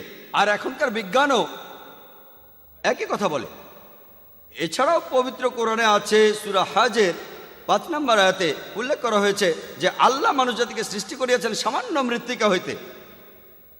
আধুনিক বিজ্ঞান আমাদের বলে যে মানুষের শরীরে যে সব উপাদানগুলো রয়েছে, সেই উপাদানগুলোর সব কয়টাকে আপনারা খুঁজে পাবেন মাটিতে, মাটির পৃথিবীতে। তাহলে কথাটা যে মানুষ জাতি সৃষ্টি হয়েছে মাটি থেকে বৈজ্ঞানিকভাবে প্রমাণিত। মানুষের শরীরে যে উপাদানগুলো আছে, মানুষের শরীরের গঠনতন্ত্র উপাদান, এই সবগুলো উপাদানই আপনারা খুঁজে পাবেন মাটির পৃথিবীতে। পরিমাণ অল্প বা বেশি হতে পারে। আপনার প্রশ্নের দ্বিতীয় অংশ, এটা কি পরস্পর বিরোধী? যে এক জায়গায় বলছে মানুষ শুক্রবিন্দু থেকে সৃষ্টি হয়েছে, আরেক জায়গায় বলছে মাটি, এটা কি পরস্পর বিরোধী? এখন পরস্পর বিরোধী হলো যখন দুটো বক্তব্য একটি মানলে আরেকটি মিথ্যে হয়ে যায়। দুটোই একসাথে সত্যি হতে পারেন না। এখন কোরআনে শুধু এ কথাই বলে নাই যে মানুষ শুক্রাণু থেকে সৃষ্টি হয়েছে, আরেক জায়গায় বলছে মাটি থেকে। কোরআন আরো বলছে সূরা ফুরকানের 54 নম্বর আয়াতে বলা হয়েছে যে তিনি মানুষকে সৃষ্টি করিয়াছেন পানি থেকে। তাহলে কি তিনটি পরস্পর বিরোধী? এখন আধুনিক বিজ্ঞানে এটা প্রমাণিত যে মানুষ তৈরি হয়েছে মাটি দিয়ে, শুক্রবিন্দু দিয়ে এবং পানি দিয়েও তৈরি হয়েছে। আমি একটা উদাহরণ দিয়ে কথাটা বোঝাই যে আমি বললাম 1 কাপ চা বানাবো, আমার লাগবে পানি। আরেকবার আমি বললাম যে 1 কাপ চা বানাতে আমার লাগবে চা পাতা বা চায়ের গুঁড়ো। এটা পরস্পর বিরোধী না, আমার দুটোই লাগবে। যদি মিষ্টি চা বানাতে চাই তাহলে চিনি দিতে হবে, যদি পানি কম চা বানাই পানি কমিয়ে দুধ বেশি দিতে হবে, আর যদি সুলেমানি চা বানাই তাহলে চায়ে দুধ দেওয়া হবে না। তাহলে এটা কন্ট্রাডিকশন না যে কোরআন বলছে মানুষ সৃষ্টি হয়েছে শুক্রবিন্দু থেকে, মাটি থেকে আর পানি থেকে। এটা হলো আসলে কন্ট্রাডিস্টিংশন। এখন আমাদের জানতে হবে এই শব্দটার মানে কি। কন্ট্রাডিস্টিংশন মানে কোন বিষয় সম্পর্কে দু তিনটা বক্তব্য যেগুলো একটা আরেকটার সাথে বিরোধিতা করে না। যেমন ধরুন আমি বললাম যে এই ভদ্রলোক তিনি সৎ, তিনি দয়ালু, স্নেহশীল, এটা কন্ট্রাডিস্টিংশন। কিন্তু যদি আমি বলি যে এই ভদ্রলোক সবসময় মিথ্যা কথা বলেন আর সত্যি কথা বলেন, এটা হলো কন্ট্রাডিকশন, কারণ দুটোই উল্টো কথা।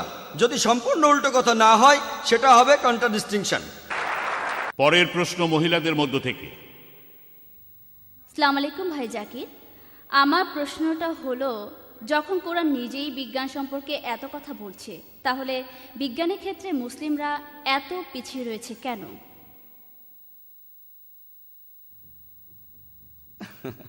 বোন, আপনি প্রশ্ন করেছেন যখন কোরআনে এত বেশি বিজ্ঞানের কথা বলা হয়েছে, মুসলমানরা তাহলে কেন পেছনে পড়ে আছে? বোন, আমি এখানে দায়ী করব মিডিয়াকে। আজকের দিনে মিডিয়া এর বেশিরভাগই পশ্চিমাদের হাতে। ইউরোপিয়ানরা মিডিয়া তাদের হাতে, স্যাটেলাইট তাদের হাতে, টেলিভিশন তাদের হাতে, CNN তাদের হাতে, BBC তাদের হাতে, সবই তাদের কবজায়। মিডিয়া এখন তাদের কবজায়।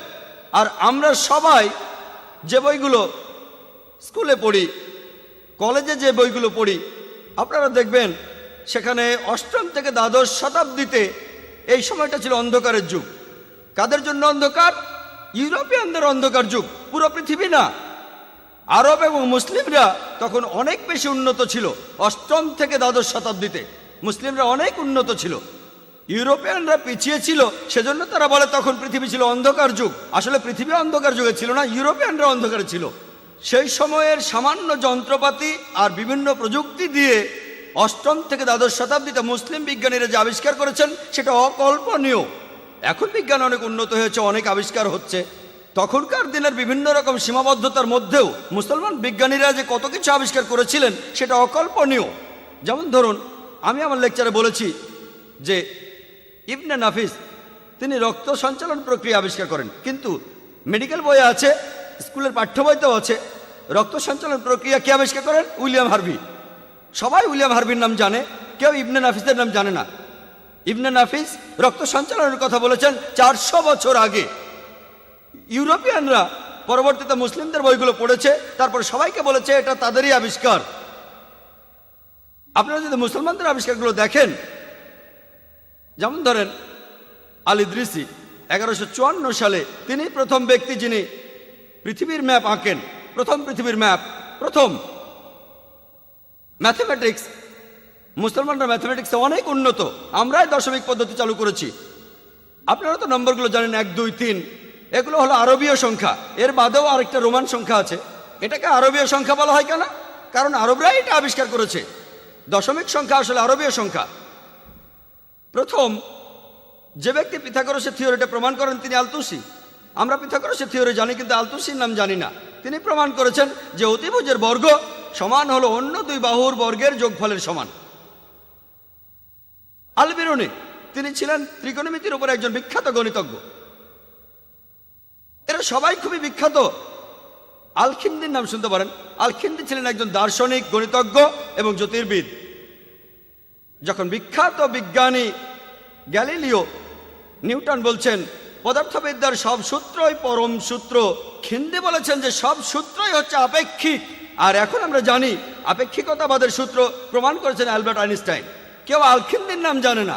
তিনি প্রথম ব্যক্তি যিনি আপেক্ষিকতাবাদ এ সম্পর্কে কথা বলেছেন। পরবর্তীতে এই সম্পর্কে গবেষণা করে তিনি আপেক্ষিকতাবাদ সম্পর্কে বলেছেন।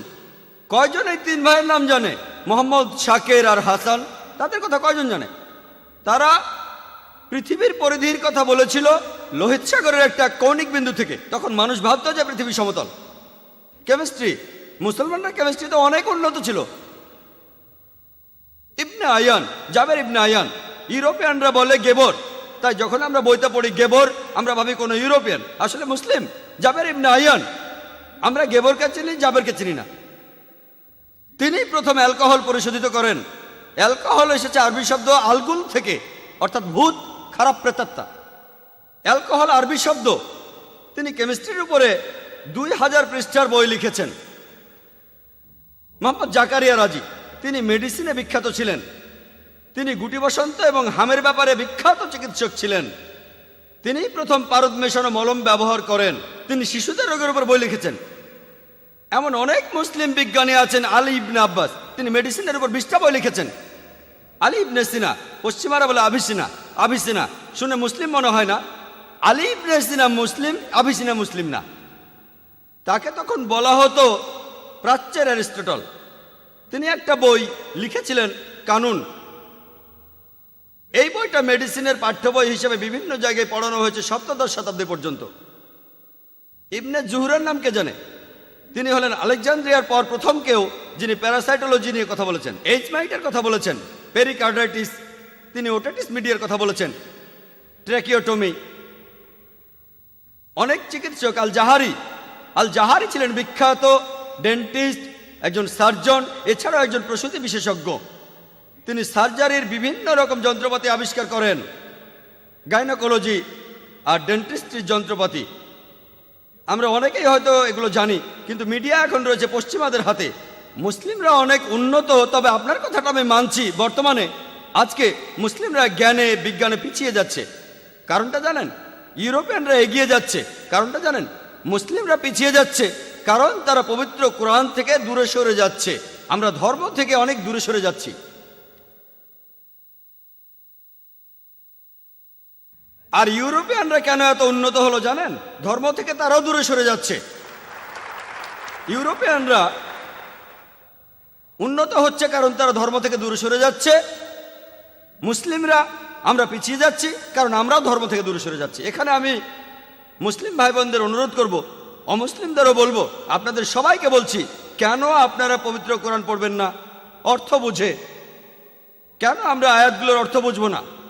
আমরা কোরআন নিয়ে যা করি চুমু দিয়ে উপরে রেখে দেই। কোরআন শুধু চুমু খেয়ে উপরে রাখার জন্য নয়, দৈনন্দিন জীবনে কোরআনের নীতি প্রয়োগ করতে হবে। যদি দৈনন্দিন জীবনে কোরআন মেনে চলেন, অর্থ বুঝে পড়েন, ইনশাল্লাহ আমরা আবার পৃথিবীতে সবার উপরে থাকবো। আশা করি উত্তরটা পেয়েছেন। وَمِنْ آيَاتِهِ اللَّيْلُ وَالنَّهَارُ وَالشَّمْسُ وَالْقَمَرُ لَا تَسْجُدُوا لِلشَّمْسِ وَلَا لِلْقَمَرِ وَاسْجُدُوا لِلَّهِ الَّذِي خَلَقَهُنَّ إِن كُنتُمْ إِيَّاهُ تَعْبُدُونَ.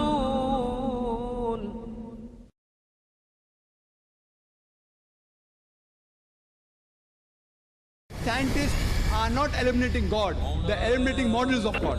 You learn Sanskrit, go back to your scriptures, go back to your Vedas and realize that God is one. Division in Islam is prohibited. We understand the concept of God in Hinduism. Quran is the most positive book. Every day, more than 3,000 fetuses are being aborted in India after they identified that they're females. According to the statistics of 1996, US Department of Justice, 2,713 women are being raped every day. Every 32 seconds, one woman is being raped. I've been raped in US until the time I'm here. Islam has the solutions to the problems of the West.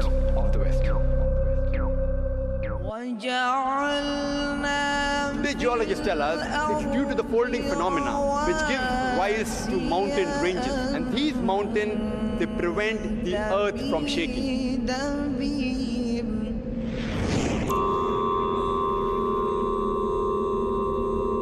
Inna khalaqnal insana min nutfatin amshaj. We have created the human being from a minute quantity of mingled fluids. خلقنا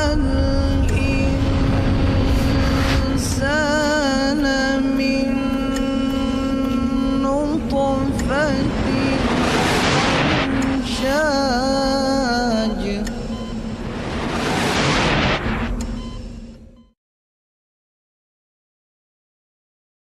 আমি volunteer ভাইদের অনুরোধ করব, অমুসলিম শ্রোতাদের যেন এখানে প্রশ্ন করার সুযোগ দেয়া হয়। একটা মাইকে অমুসলিম ভাইদের আপনারা প্রশ্ন করার সুযোগ দিন। আমার নাম কে মহেশ, একটা কলেজে পলিটেকনিক ডিপার্টমেন্টের লেকচারার। আমি মুসলমানদের বিয়ে নিয়ে একটা প্রশ্ন করতে চাই। ইসলাম ধর্মে কেন একজন পুরুষকে একাধিক বিয়ের অনুমতি দেয়? ভাই প্রশ্ন করেছেন যে কোরআনে কেন বলা হচ্ছে যে একজন পুরুষ একাধিক বিয়ে করতে পারবেন। কোরআন হলো একমাত্র ধর্মীয় গ্রন্থ, পৃথিবীর একমাত্র বই যেটা বলছে মাত্র একটা বিয়ে করো। এই পৃথিবীর অন্য কোনো ধর্মগ্রন্থ বলে না, হোক সেটা রামায়ণ, মহাভারত, ভগবদ গীতা, বাইবেল, কোনো ধর্মগ্রন্থই বলে না একটাই বিয়ে করো, শুধুমাত্র কোরআন বাদে। পবিত্র কোরআনের সূরা নিসার 3 নম্বর আয়াতে উল্লেখ করা আছে যে বিবাহ করো তোমাদের পছন্দ মতো 2, 3 অথবা 4 জনকে, তবে যদি সুবিচার করতে না পারো তবে একজনকেই। যদি সুবিচার করতে না পারেন তবে একজনকেই। তা না হলে যদি সুবিচার করতে পারেন, কোরআন একটা সীমারেখা দিয়ে দিয়েছে 2, 3 বা 4 জন, সর্বোচ্চ 4 জন, তার বেশি নয়। অন্যান্য ধর্মে পুরুষকে বিয়ে করার অনুমতি দেয়া আছে তারা যতগুলো চায়। কোরআন বিয়ের সর্বোচ্চ সংখ্যা বেঁধে দিয়েছে 4 জন। কারণ জানেন, আপনারা যদি এই ব্যাপারটা একটু ভালোভাবে দেখেন, এখানে বলা হয়েছে একই সময়ে সূরা নিসার 129 নম্বর আয়াতে উল্লেখ করা আছে স্ত্রীদের সাথে সমান ব্যবহার করা কঠিন। এটা কঠিন, তবে কোনো একজনের দিকে পুরোপুরি ঝুঁকিয়ে পড়িও না। একাধিক বিয়ে করার জন্য বেশি নেকি পাবেন না, বেশি দয়াও পাবেন না। কোনো হাদিসে বলা নেই একাধিক বিয়ে করলে বেশি নেকি পাবেন। তবে একটা হাদিসে আছে যদি বিয়ে করেন আপনার অর্ধেক দিন পূরণ হবে। একজন আমাকে প্রশ্ন করলো, তাহলে কি আমি 2টো বিয়ে করলে আমার সম্পূর্ণ দিন পূরণ হবে? না, বিয়ে করলে আপনি ব্যভিচারের হাত থেকে রক্ষা পাবেন, সেজন্য বিয়ে করা ফরজ। তবে একটা বিয়ে করেন বা 2টো বিয়ে করেন আপনার অর্ধেক দিনই পূরণ হবে। এখন কথা হলো ইসলাম ধর্ম কেন বহুবিবাহের অনুমতি দেয়? বহুবিবাহের অনুমতি যদি ভালো করে দেখেন, পুরুষ এবং নারীর অনুপাতটি মোটামুটি সমান। কিন্তু মানুষের শৈশবে দেখা যায় মেয়ে সন্তান অপেক্ষাকৃত শক্তিশালী। মেডিকেলি শিশু বিশেষজ্ঞকে জিজ্ঞেস করলেই পাবেন মেয়ে শিশুরা রোগ জীবাণুকে ছেলে শিশু চাইতে ভালোভাবে প্রতিরোধ করতে পারে। তাই মেয়ে সন্তানেরা বেশি বাঁচে ছেলে সন্তানের চেয়ে। মেয়ে শিশু চাইতে ছেলেরা বেশি মারা যায়, বড় হওয়ার পর অ্যাক্সিডেন্টে মারা যায়, ধূমপানে মারা যায়, যুদ্ধে মারা যায়। নারীর চাইতে পুরুষ বেশি সংখ্যায় মারা যায়। আফগানিস্তানে যুদ্ধ জানেন, সেখানে কয়েক লক্ষ মানুষ মারা গেছে, বেশিরভাগই পুরুষ। যে কোনো দুর্যোগের কথা বলেন না কেন, মহিলার চাইতে পুরুষ বেশি মারা যায়। যদি পরিসংখ্যান দেখেন তাহলে ইন্ডিয়া সেই স্বল্প সংখ্যক দেশগুলোর মধ্যে একটা যেখানে মহিলার সংখ্যা পুরুষের চেয়ে কম। কারণ জানেন, কারণ মেয়ে শিশু হত্যা। প্রত্যেক দিন 3000-এর বেশি মহিলার গর্ভপাত ঘটানো হয় যখন জানা যায় সন্তানটি মেয়ে। ইন্ডিয়ার প্রতি বছর 10 লক্ষ মহিলার গর্ভপাত ঘটানো হয় যখন জানা যায় সন্তানটি মেয়ে। এটাই কারণ। তা না হলে যদি পরিসংখ্যান দেখেন, আমেরিকায় সেখানে মহিলার সংখ্যা পুরুষের চাইতে প্রায় 78 লক্ষ বেশি। শুধু নিউ ইয়র্কে মহিলার সংখ্যা পুরুষের চাইতে 10 লক্ষ বেশি। আর নিউ ইয়র্কের জনসংখ্যার মধ্যে 1/3 সমকামী, সোডোমাইট, কমেলুত। আমেরিকাতে 2.5 কোটির বেশি মানুষ সমকামী। তার মানে আমেরিকাতে 3 কোটি মহিলা তাদের জন্য কোনো স্বামী পাবে না। আর ইংল্যান্ডে মহিলার সংখ্যা পুরুষের চেয়ে 40 লক্ষ বেশি। শুধু জার্মানিতে মহিলার সংখ্যা 50 লক্ষ বেশি। শুধু রাশিয়াতে 70 লক্ষ বেশি মহিলা। আল্লাহ সুবহানাহু ওয়া তাআলা ভালো জানেন এই পৃথিবীতে পুরুষের চেয়ে মহিলার সংখ্যা কত বেশি। আমি আপনাদের প্রশ্ন করছি যে ধরুন আমার বোন বা আপনার বোন, ধরুন সে আমেরিকায় থাকে, আর সবাই এটা মেনে চলে যে প্রত্যেক পুরুষে একটা বিয়ে করবে। যদি আমেরিকার প্রত্যেক পুরুষ একটা করে বিয়ে করে, তারপরও সেখানে 78 লক্ষ মহিলা বেশি থাকবে। পাশাপাশি যারা সমকামী তারাও বিয়ে করবে না। এখানে আরো 2.5 থেকে 3 কোটি মহিলা তাদের জন্য কোনো স্বামী পাবে না। যদি আমার বোনও সেই দুর্ভাগা মহিলাদের একজন হয় যে বিয়ে করতে পারেনি বা বিয়ে করার কেউ নেই, তখন আমার বোন যেটা করতে পারে সেই পুরুষকে বিয়ে করতে পারে যার স্ত্রী আছে, অথবা হতে পারে জনগণের সম্পত্তি।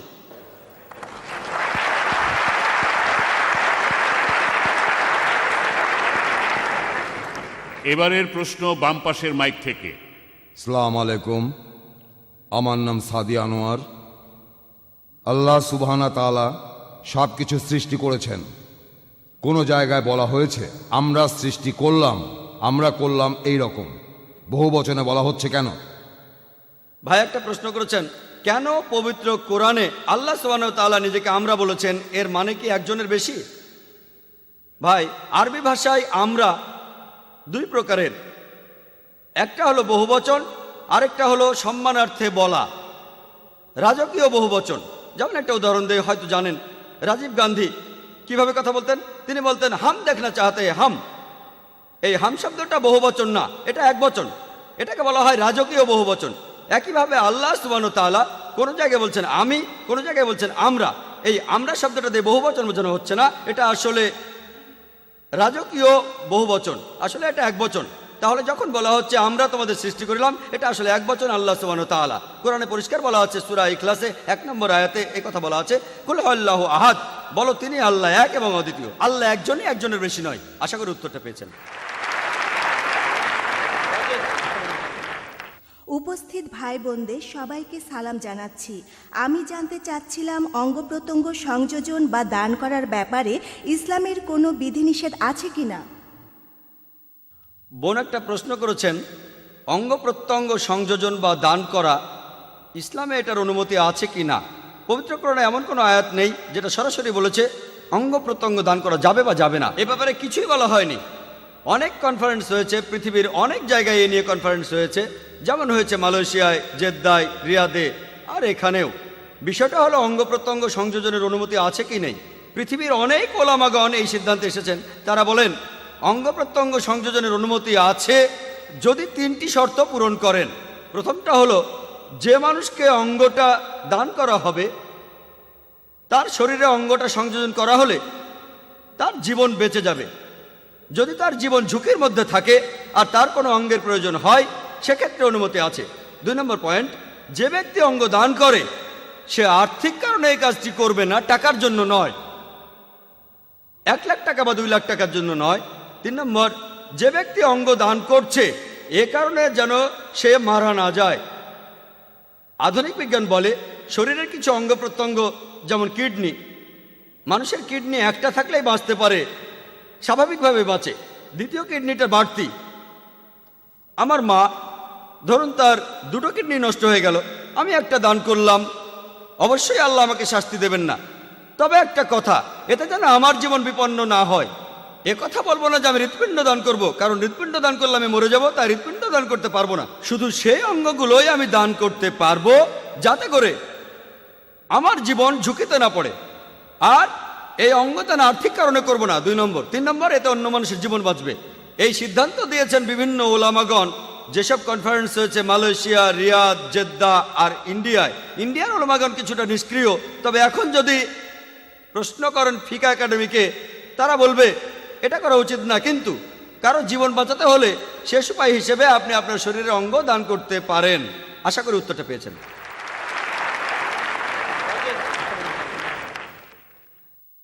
ডান দিকের মাইক থেকে। সবাইকে শুভ সন্ধ্যা। আমি একটি কলেজের ছাত্র, আমার নাম হার্স ওয়াগিলা। আমি যে প্রশ্নটা করতে চাই সেটা হলো, কোনো মানুষ যখন মারা যায় মৃতদেহটা তখন কি পোড়ানো উচিত না কবর দেওয়া উচিত?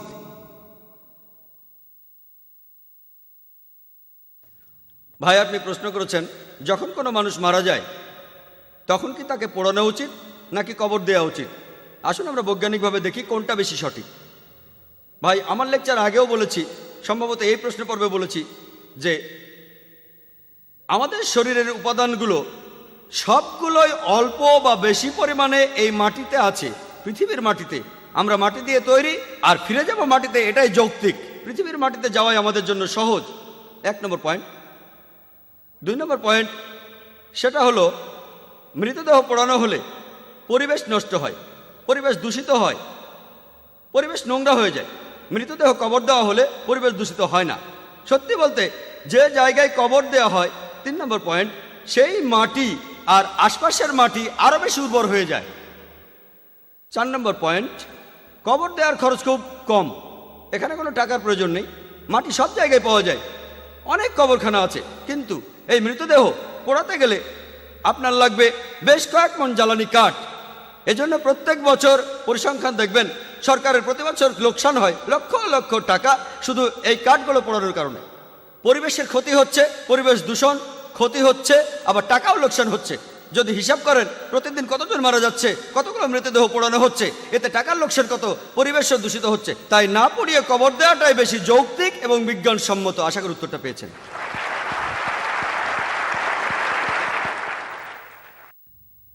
এখানে আর দুইটা প্রশ্নের পরে আমরা স্লিপের প্রশ্ন শুরু করব। এখানে বেশ কয়েকজন মহিলা আমাদের প্রশ্ন লিখে পাঠিয়েছেন, তারা এখানে মাইকের সামনে আসতে চান না। এবাদেও আরও কিছু প্রশ্ন আছে। এখন তাহলে কিছু প্রশ্ন স্লিপে যে প্রশ্নগুলো এসেছে আমার কাছে পাঠিয়ে দিতে পারেন। এই প্রশ্নের পরে আর যারা অমুসলিম ভাই আছেন তারা খুব একটা প্রশ্ন করার সুযোগ পাননি, আপনারা মাইক থেকে আপনাদের প্রশ্ন করতে পারেন, না হলে আমি স্লিপ থেকে প্রশ্ন করব। এখন দুইটা প্রশ্ন হয়ে যাওয়ার পর। আসসালামু আলাইকুম, আমার নাম খালেদ, আমি একজন স্টুডেন্ট। কোরআনে উল্লেখ করা আছে সূর্য আর অন্যান্য গ্রহ তাদের নিজস্ব কক্ষপথে ঘুরছে, আর অন্য জায়গায় কিয়ামতের কথা বলতে গিয়ে কোরআন বলছে পৃথিবীর সাথে সূর্যের সংঘর্ষ হবে অনেকটা ঘুরতে ঘুরতে। এই নিজস্ব কক্ষপথে ঘুরতে ঘুরতেই যদি পৃথিবীর সাথে সূর্যের সংঘর্ষটা হয়, এটা কিভাবে সম্ভব? ভাই, আপনি প্রশ্ন করেছেন যে কোরআনে বলা আছে সূর্য আর পৃথিবী প্রদক্ষিণ করছে, আর কোথাও কোথাও বলছে সূর্য পৃথিবী সংঘর্ষ হবে। এ কথাটা কোরআনে বলা আছে। ভাই, আমি আগেও বলেছি পবিত্র কোরআনের বেশ কিছু আয়াতে কিয়ামতের দিনের লক্ষণের কথা বলা হয়েছে। আর আমি নিজেই বলেছি সূরা কিয়ামার 8 নম্বর আয়াত আর 9 নম্বর আয়াতে আছে যে সূর্য আর চন্দ্র একত্রিত করা হবে। কবে? রোজ কিয়ামতের দিনে, আজকে নয়। এখানে কিয়ামতের দিনের নিদর্শনের কথা বলা হচ্ছে, এটা বলা হচ্ছে না যে আজকেই ঘটবে। এখানে যে সূরাটা তার নাম হচ্ছে কিয়ামা, পুনরুত্থানের দিন। অনেক নিদর্শনের কথা আছে যে চাঁদ অন্ধকারে ডুবে যাবে, আকাশের নক্ষত্র খসে পড়বে, সমুদ্রের পানি ফুলে উঠবে ইত্যাদি। এগুলো হলো কিয়ামতের দিনের লক্ষণ। এসব কি ঘটেছে? এখন এসব ঘটেনি, কিন্তু পৃথিবী ধ্বংস হওয়ার আগে এসব অবশ্যই ঘটবে। আশা করি উত্তরটা পেয়েছেন। কোরআনে কোথাও বলেনি যে স্বাভাবিক অবস্থায় এগুলো ঘটবে। এবারের প্রশ্ন বাম দিকের মাইক থেকে। আসসালামু আলাইকুম, উপস্থিত সবাইকে আমার শুভেচ্ছা। আমার নাম কলিম শাহ, ইন্টেরিয়ার ডিজাইনের কাজ করি মুম্বাইতে। কোরআনে প্রজনন তত্ত্ব নিয়ে একেবারে বিস্তারিত বলা হয়েছে। আর আমাদের পূর্বপুরুষ হজরত আদম আলাইহিসসালাম, এখন এই কথাটা কি পরস্পর বিরোধী যে ঈসা আলাইহিসসালাম কোনো বাবা ছাড়াই জন্মেছিলেন? এখানে বৈজ্ঞানিক ব্যাখ্যাটা কি? ভাই, একটা প্রশ্ন করেছেন যে কেমন করে বৈজ্ঞানিকভাবে প্রমাণ করব যে ঈসা আলাইহিসসালাম কোনো বাবা ছাড়াই জন্মেছিলেন, পুরুষের হস্তক্ষেপ ছাড়াই। ভাই, আমি আগেও বলেছি অলৌকিক কিছু হলো একটা অস্বাভাবিক ঘটনা, যে ঘটনাকে আমরা মানুষরা ব্যাখ্যা দিতে পারি না। এই অস্বাভাবিক ঘটনার পেছনে রয়েছে কোনো অতি প্রাকৃত শক্তি, আমাদের সৃষ্টিকর্তা। যে অলৌকিক ঘটনাগুলো আগে ঘটেছিল বেশিরভাগই এখনকার দিনে আমরা পরীক্ষা করে দেখতে পারবো না, কারণ আমরা অতীতে ফিরে যেতে পারবো না, অতীতে যেতে পারবো না। কিছু অলৌকিক ঘটনা আমরা এখনকার দিনে পরীক্ষা করে দেখতে পারি। আল্লাহ সুবহানাহু ওয়া তাআলার সকল নবী এবং রাসূল যারা মুহাম্মদ সাল্লাল্লাহু আলাইহি সাল্লামের আগে এসেছিলেন, তাদের একটা নির্দিষ্ট জাতির জন্য পাঠানো হয়েছিল, তাদের লোকদের জন্য। আর সেই নির্দেশগুলো ছিল নির্দিষ্ট সময়ের জন্য। তাই সেই অলৌকিক ঘটনা ছিল নির্দিষ্ট সময়ের জন্য। আর এই অলৌকিক ঘটনাতে সেই মানুষগুলো সন্তুষ্ট। এই অলৌকিক ঘটনা যখন বলা হচ্ছে যে যীশু খ্রিস্ট জন্মেছিলেন কোনো রকম বাবা ছাড়াই, অবিশ্বাসীরা এতে সন্তুষ্ট হবে না। কেন? কারণ ব্যাপারটা সে সময়ে গিয়ে পরীক্ষার উপায় নেই। কারণ সকল নবী রাসূল যারা মুহাম্মদ সাল্লাল্লাহু আলাইহি সাল্লামের আগে এসেছিলেন, তারা নির্দিষ্ট একটা সময়ের জন্য এসেছিলেন, চিরদিনের জন্য নয়। তবে হযরত মুহাম্মদ সাল্লাল্লাহু আলাইহি সাল্লাম তিনি আল্লাহ সুবহানাহু ওয়া তাআলার একজন রাসূল, তিনি সর্বশেষ আর চূড়ান্ত নবী। তিনি শুধুমাত্র মুসলমান বা আরবদের জন্য আসেননি, পৃথিবীতে এসেছিলেন পুরো মানব জাতির জন্য। আর তার নির্দেশগুলিও চিরদিনের জন্য। তাই এই অলৌকিক তিনি এই পবিত্র কোরআন রেখে গিয়েছেন। এই কোরআন আজকের দিনেও পরীক্ষা করা যায়, এটা চিরকালের জন্য অলৌকিক। মুহাম্মদ সাল্লাল্লাহু আলাইহি সাল্লাম এছাড়াও আরো কয়েকশো অলৌকিক ঘটনা দেখিয়েছেন। আমরা মুসলমানরা সেগুলো বিশ্বাস করি, তবে এ নিয়ে গর্ব করি না, সেগুলো নিয়ে আমরা বড়াই করি না। আমরা গর্ব করি শুধু এটা নিয়ে, কারণ এই অলৌকিকগুলো বৈজ্ঞানিকভাবে প্রমাণ করতে পারবো না, কিন্তু মুহাম্মদ সাল্লাল্লাহু আলাইহি সাল্লামের জীবন্ত অলৌকিক যেটা নাজিল হয়েছে আল্লাহ তাআলার কাছ থেকে, এই কোরআন আমরা আজকের দিনেও পরীক্ষা করতে পারি। আগের অলৌকিক ঘটনা আমরা অতীতে গিয়ে পরীক্ষা করে দেখতে পারবো না। অতীতে যেতে পারলে আমরা দেখতাম কিভাবে যিশু বাবা ছাড়াই জন্মেছে। তারপরও আপনাকে বৈজ্ঞানিকভাবে ব্যাখ্যা দিতে পারি। আজকের বিজ্ঞান আমাদের বলে কিছু প্রাণী আছে যারা জন্মায় কোনো পুরুষের হস্তক্ষেপ ছাড়াই। এটার একটা উদাহরণ হলো পুরুষ মৌমাছি। পুরুষ মৌমাছি যে ডিম থেকে হয় সেটাকে কোনো পুরুষ মৌমাছি উর্বর করে না। রানী মৌমাছি অনেক ডিম পাড়ে, যে ডিমগুলোকে পুরুষ মৌমাছি উর্বর করে না সেই ডিম থেকে পুরুষ মৌমাছি জন্মায়। স্ত্রী মৌমাছি যে ডিম থেকে হয় সেগুলো পুরুষ উর্বর করে। তাহলে এই পৃথিবীতে বেশ কিছু প্রাণী আছে যারা পুরুষের কোনো ভূমিকা ছাড়াই জন্মগ্রহণ করে। আমি জানি যে এই ঘটনা নিচু স্তরের প্রাণীদের ক্ষেত্রেই ঘটে, উঁচু স্তরের প্রাণীর ক্ষেত্রে এগুলো প্রমাণ নেই। এটা কে করেছেন? বিজ্ঞান আমাদের বলতে পারবে না, আল্লাহ তাআলা করেছেন। তাহলে আল্লাহ তার ইচ্ছাতে এটা সম্ভব হয়েছে যে যিশু বাবা ছাড়াই জন্মেছেন। আর পবিত্র কোরআনে সূরা আল ইমরানের 45 নম্বর আয়াত থেকে 47 নম্বর আয়াতে বলা হয়েছে, قالت الملائكة يا مريم إن الله يبشرك بكلمة اسمه المسيح عيسى ابن مريم وجيها في الدنيا والآخرة من المقربين। স্মরণ করো যখন ফিরিস্তাগণ মরিয়মকে বলিল, আল্লাহ তোমাকে তাহার পক্ষ হইতে একটি কালেমার সুসংবাদ দিতেছেন, তাহার নাম হইবে মসিহ। মরিয়ম তো নয়, যিনি এই দুনিয়া এবং আখিরাতে সম্মানিত হইবেন এবং আল্লাহ সুবহানাহু ওয়া তাআলার সান্নিধ্য প্রাপ্তদের অন্যতম হইবেন, কাছাকাছি থাকবেন। এখানে আরো বলছে তিনি দোলনায় থাকা অবস্থায় এবং পরিণত বয়সে মানুষের সহিত কথা বলবেন এবং তিনি হইবেন এই দুনিয়ার সর্বাধিক পুণ্যবানদের একজন। মরিয়ম আলাইহিস সালাম প্রশ্ন করলেন, কোন পুরুষের স্পর্শ ছাড়া কিভাবে আমার সন্তান হইবে? তখন উত্তর এলো, إذا قضى أمرا فإنما يقول له كن فيكون। আল্লাহ যখন স্থির করেন তখন বলেন হও এবং উহা হইয়া যায়। আমি আপনাকে একটা বৈজ্ঞানিক ব্যাখ্যা দিলাম। আল্লাহ যদি পুরুষ মৌমাছির ক্ষেত্রে এটা করতে পারেন, তাহলে আল্লাহ সুবহানাহু ওয়া তাআলা এখানেও এটা করতে পারেন যীশু খ্রিস্টের ক্ষেত্রে। তার জন্য আল্লাহর জন্য কোনো ব্যাপারই না যীশু খ্রিস্টকে জন্ম দেয়া কোনো বাবার ভূমিকা ছাড়া। إذا قضى أمرا فإنما يقول له كن فيكون। আল্লাহ যখন কিছু স্থির করেন তখন বলেন হও এবং উহা হইয়া যায়। আল্লাহর পক্ষে এভাবে লাখো মানুষ সৃষ্টি করা খুবই সোজা, এটা অলৌকিক। আমি বলছি না যে যিশু পুরুষ মৌমাছির মতো জন্মেছেন, এমন নয়। আমি আসলে জানি না, আমি একটা বৈজ্ঞানিক ব্যাখ্যা দিচ্ছি। যদি পুরুষ মৌমাছির ক্ষেত্রে এটা হয়, তাহলে আল্লাহ মানুষের ক্ষেত্রেও এটা করতে পারেন। আশা করি উত্তরটা পেয়েছেন। আসসালামু আলাইকুম ভাই জাকির, আমার নাম সানিয়া, আমি ইসলাম ধর্ম গ্রহণ করেছি। এখন প্রশ্ন হলো, আপনি আপনার লেকচারে কোরআনের বিভিন্ন কথা বলেছেন যেগুলো বৈজ্ঞানিকভাবে প্রতিষ্ঠিত। এমন কোনো আয়াতের কথা কি আপনি বলতে পারবেন যেগুলোর ব্যাপারে বিজ্ঞান এখনও নিশ্চিত হতে পারেনি? বোন, আপনি প্রশ্ন করেছেন যে আমি আমার লেকচারে বলেছি সেই বৈজ্ঞানিক কথাগুলো যেগুলো এখন প্রতিষ্ঠিত সত্য। পবিত্র কোরআনের বিভিন্ন আয়াতের কথা, আমি পবিত্র কোরআনের কিছু আয়াতের কথা বলতে পারি যেগুলো বৈজ্ঞানিকভাবে প্রমাণিত নয়। যেমন ধরুন, পবিত্র কোরআনে সূরা শুরার 29 নম্বর আয়াতে উল্লেখ করা হয়েছে, বলা হয়েছে আল্লাহ এই আকাশমণ্ডলীয় পৃথিবী সৃষ্টি করিয়াছেন এবং এই দুয়ের মধ্যে তিনি সকল জীবজন্তু ছড়াইয়া দিয়েছেন। কোরআন বলছে এই পৃথিবীর বাইরেও জীবজন্তু আছে। আল্লাহ জীবজন্তু ছড়িয়ে দিয়েছেন আকাশমণ্ডলীয় পৃথিবীর মাঝে। এমন বৈজ্ঞানিক প্রমাণ নেই, বিজ্ঞানে এটা প্রতিষ্ঠিত নয় যে পৃথিবীর বাইরেও জীবন আছে। কিছুদিন হলো আমরা এখন রকেট পাঠাচ্ছি, বিভিন্ন গ্রহে স্পেসশিপ পাঠাচ্ছি, স্যাটেলাইট রয়েছে ইত্যাদি। আর মাত্র কয়েক মাস আগে খবরের কাগজে এসেছে যে মঙ্গল গ্রহে কিছু জিনিস পাওয়া গেছে যাতে প্রমাণ করা যায় মঙ্গল গ্রহে জীবন থাকতে পারে। আর এই সম্ভবত গত পরশুদিনের টাইমস অফ ইন্ডিয়ার খবরটা এসেছিল যে চাঁদে বিজ্ঞানীরা পানি খুঁজে পেয়েছে। হয়তো কোনো ধূমকেতু পড়েছিল, তারপর গর্ত তৈরি হয়েছে আর সেখানে পানি জমে বরফ হয়ে গেছে। তাহলে ভবিষ্যতে গবেষণার জন্য সুবিধা হয়ে গেল। আমাদের পৃথিবী থেকে চাঁদে পানি নিয়ে যাওয়ার দরকার নেই, চাঁদের পানি পাওয়া যাবে আর সেই পানি ব্যবহার করা যাবে, আমাদের তাতে কোনো সমস্যাই হবে না।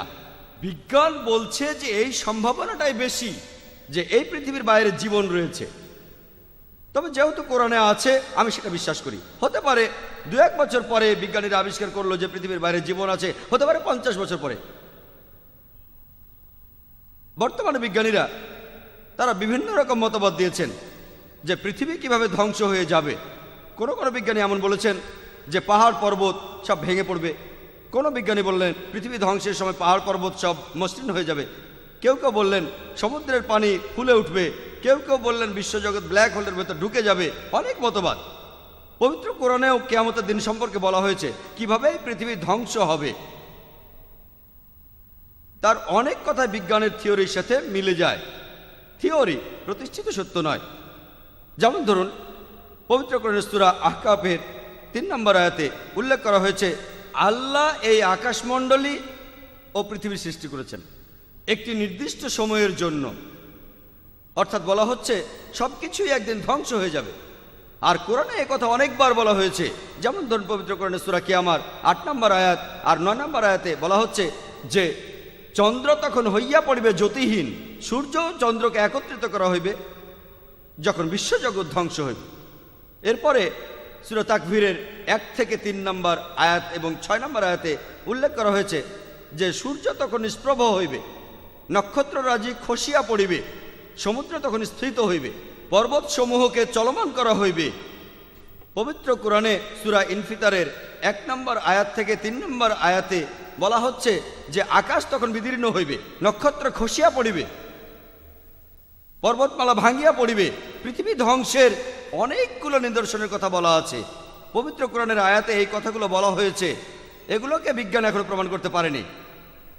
যেমন ধরুন পবিত্র কোরআনে আরও আছে সূরা আম্বিয়ার 104 নম্বর আয়াতে উল্লেখ করা হয়েছে সেদিন আকাশমণ্ডলীকে গুটাইয়া ফেলিব, যেভাবে গুটানো হয় লিখিত দপ্তর, যেভাবে আমি প্রথম দিনের সূচনা করিয়াছিলাম সেইভাবে পুনরায় সৃষ্টি করিব। তাহলে কোরআন বলছে যে আবার নতুন করে সবকিছু সৃষ্টি হবে পৃথিবী ধ্বংস হওয়ার পর।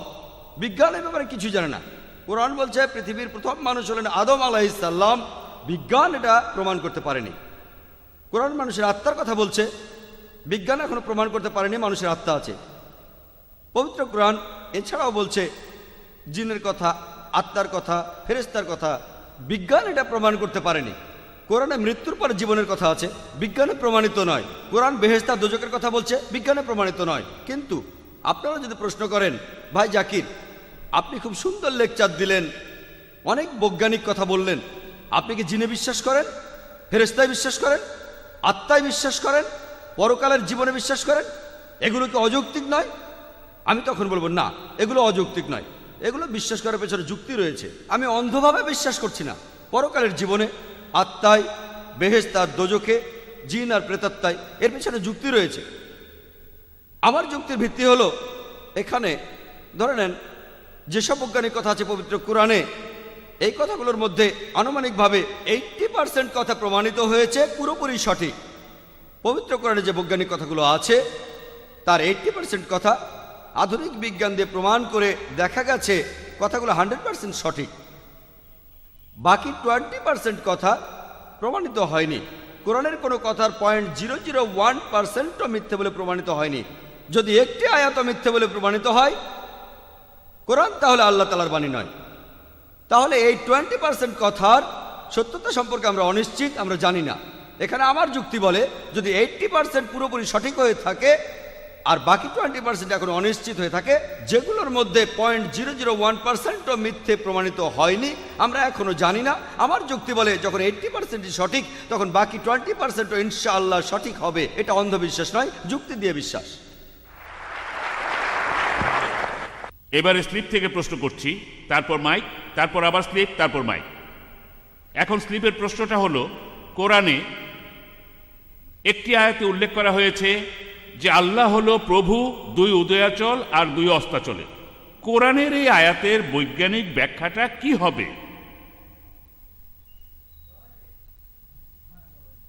যে প্রশ্নটা করা হয়েছে, পবিত্র কোরআন বলছে যে আল্লাহ 2 উদয়াচল আর অস্তাচলের প্রভু। এই কথাটার বৈজ্ঞানিক ব্যাখ্যা কি? এখানে যে আয়াতটার কথা বলা হচ্ছে সেটা পবিত্র কোরআনের একটা আয়াত। সূরা রহমানের 17 নম্বর আয়াতে উল্লেখ করা হয়েছে, বলা হয়েছে রব্বুল মাশরিকাইনি ওয়াল রব্বুল মাগরিবাইনি, যে আল্লাহ 2 উদয়াচল আর 2 অস্তাচলের নিয়ন্তা।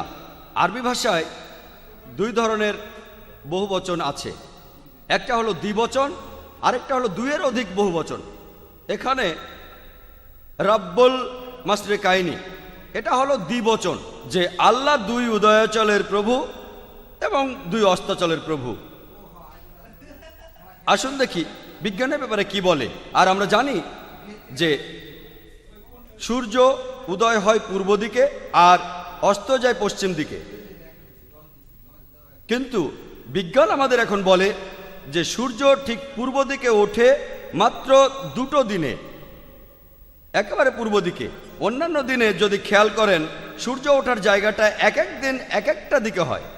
সূর্য একেবারে ঠিক পূর্ব দিকে ওঠে মাত্র 2টো দিনে, সেটা হলো ইকুইনক্সের 2 দিন। বছরের অন্যান্য দিনগুলোতে সূর্য যেদিন পূর্ব দিকে ডান বা বাম পাশে ওঠে,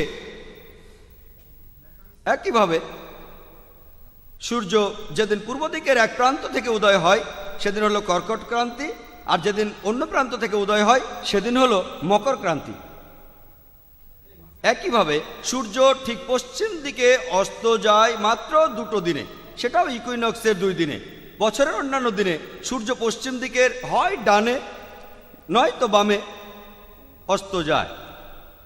সূর্য যেদিন পশ্চিম দিকের এক প্রান্তে অস্ত যায় সেদিন কর্কট ক্রান্তি, আর যেদিন পশ্চিম দিকের অপর প্রান্তে অস্ত যায় সেদিন মকর ক্রান্তি। তাই যখন কোরআন বলছে যে আল্লাহ সুবহানাহু ওয়া তাআলা 2 উদয়াচল আর অস্তাচলের প্রভু, সেখানে পূর্ব দিকের 2টি প্রান্তের কথা বলা হচ্ছে আর পশ্চিম দিকের 2 প্রান্তের কথা বলা হচ্ছে। পবিত্র কোরআনে আরও একটা আয়াত আছে, সূরা মারিজের 40 নম্বর আয়াতে উল্লেখ করা হয়েছে যে আল্লাহ উদয়াচল সমূহ এবং অস্তাচল সমূহের অধিপতি। এটা দ্বিবচন নয়, 2-এর অধিক বহু বচন। আল্লাহ উদয়াচল সমূহ এবং অস্তাচল সমূহের প্রভু। তাহলে আল্লাহ তাআলা পূর্ব দিকের সবগুলো অবস্থানেরই প্রভু। এক কথায় আল্লাহ তাআলা পূর্ব দিকের 2 প্রান্তের প্রভু, পশ্চিমের 2 প্রান্তের প্রভু, এছাড়াও পূর্ব দিকের সবগুলো অবস্থানেরই প্রভু এবং পশ্চিমের সবগুলো অবস্থানের প্রভু। পরের প্রশ্ন মহিলাদের মধ্য থেকে। সালাম আলাইকুম ভাই জাকির, আমার নাম মালিকা মোহাম্মদ ইসলাম। আমার প্রশ্নটা হলো, এই কথাটা দিয়ে কোরআন কি বোঝাতে চাচ্ছে যে আল্লাহ আকাশ থেকে আমাদের জন্য লোহা পাঠিয়েছেন? বোন, আপনি প্রশ্ন করেছেন পবিত্র কোরআনের এই আয়াত দিয়ে কি বোঝানো হচ্ছে যে আল্লাহ আমাদের জন্য লোহা পাঠিয়েছেন। আপনি এই পবিত্র কোরআনের যে আয়াতটার কথা বলেছেন সেটা হলো সূরা হাদিদের 25 নম্বর আয়াত। এখানে লোহার কথা বলা হয়েছে। 25 নম্বর আয়াতে বলা হয়েছে যে আল্লাহ মানুষকে লৌহ দিয়েছেন, যাহাতে রহিয়াছে প্রচণ্ড শক্তি এবং রহিয়াছে মানুষের জন্য বহুবিধ কল্যাণ। এখানে যে আরবি শব্দটা ব্যবহার করা হয়েছে সেটা আনজালা, এর অর্থ নিচে পাঠানো। এখন আনজালা শব্দটাকে 2 ভাগে দেখা যায়। একটা হলো আল্লাহ নিচে পাঠিয়েছেন, আল্লাহ প্রকাশ করেছেন।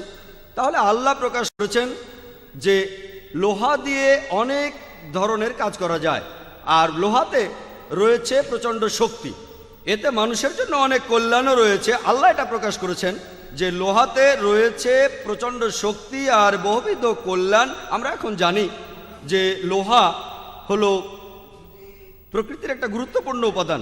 লোহা থেকে ইস্পাত বানায়, আর ইস্পাত আর লোহা দিয়ে বানানো হয় অস্ত্র, যুদ্ধ অস্ত্র, তলোয়ার, বর্ষা, বন্দুক ইত্যাদি। লোহা দিয়ে অনেক প্রয়োজনীয় জিনিসও বানানো হয়, যেমন ব্রিকলেয়ার, ইঞ্জিনিয়ারের বিভিন্ন যন্ত্রপাতি, আর্কিটেক্টের যন্ত্রপাতি, বিভিন্ন রকম ছুরি, কাঁটা, চামচ ইত্যাদি। তাহলে প্রথম অর্থটা ধরলে দাঁড়াবে আল্লাহ প্রকাশ করেছেন যে লোহায় রয়েছে প্রচণ্ড শক্তি আর মানুষের জন্য কল্যাণ। অন্য কথায় যদি আয়াতটার শব্দার্থ ধরেন যে আল্লাহ লোহা পাঠিয়েছেন, আকাশ থেকে নিচে পাঠিয়েছেন, এই আয়াতটা দেখানো হয়েছিল প্রফেসর আর্মস্ট্রংকে। এই সম্পর্কে তার মতামত কি যখন সূরা হাদিদের 25 নম্বর আয়াতে বলা হয়েছে যে আকাশ থেকে লোহা পাঠানো হয়েছে, তখন তিনি বললেন যে এই কিছুদিন আগে বিজ্ঞানীরা এটা জানতে পেরেছেন কিভাবে বিভিন্ন উপাদান এই মহাবিশ্বে তৈরি হয়। আর তারা বলেছেন যে লোহার একটা অণু তৈরি হতে যে পরিমাণ শক্তির প্রয়োজন হয় সেটা এত বিশাল যে এই পুরো সৌরজগতের শক্তিতেও সেটা সম্ভব না। একটা হিসাব করা হয়েছে যে সূর্যের যে শক্তি তার 4 গুণ শক্তি লাগবে লোহার একটা অণু তৈরি করতে। চাঁদের শক্তি লাগবে, নক্ষত্র, সূর্য, আর এর পাশাপাশি গ্রহগুলোর শক্তি, শুধুমাত্র এই সৌরজগতের যাবতীয় শক্তি, চাঁদের শক্তি, সূর্যের শক্তি, এই সব শক্তি একসাথে মিলিয়েও লোহার একটা অণু তৈরি করা যাবে না। বিজ্ঞান এখন আমাদের বলে যে লোহা এসেছে পৃথিবীর বাইরে থেকে, অর্থাৎ কোরআনের এই আয়াতের শব্দগত অর্থ যদি ধরেন যে লোহা এই পৃথিবীতে এসেছে আকাশ থেকে।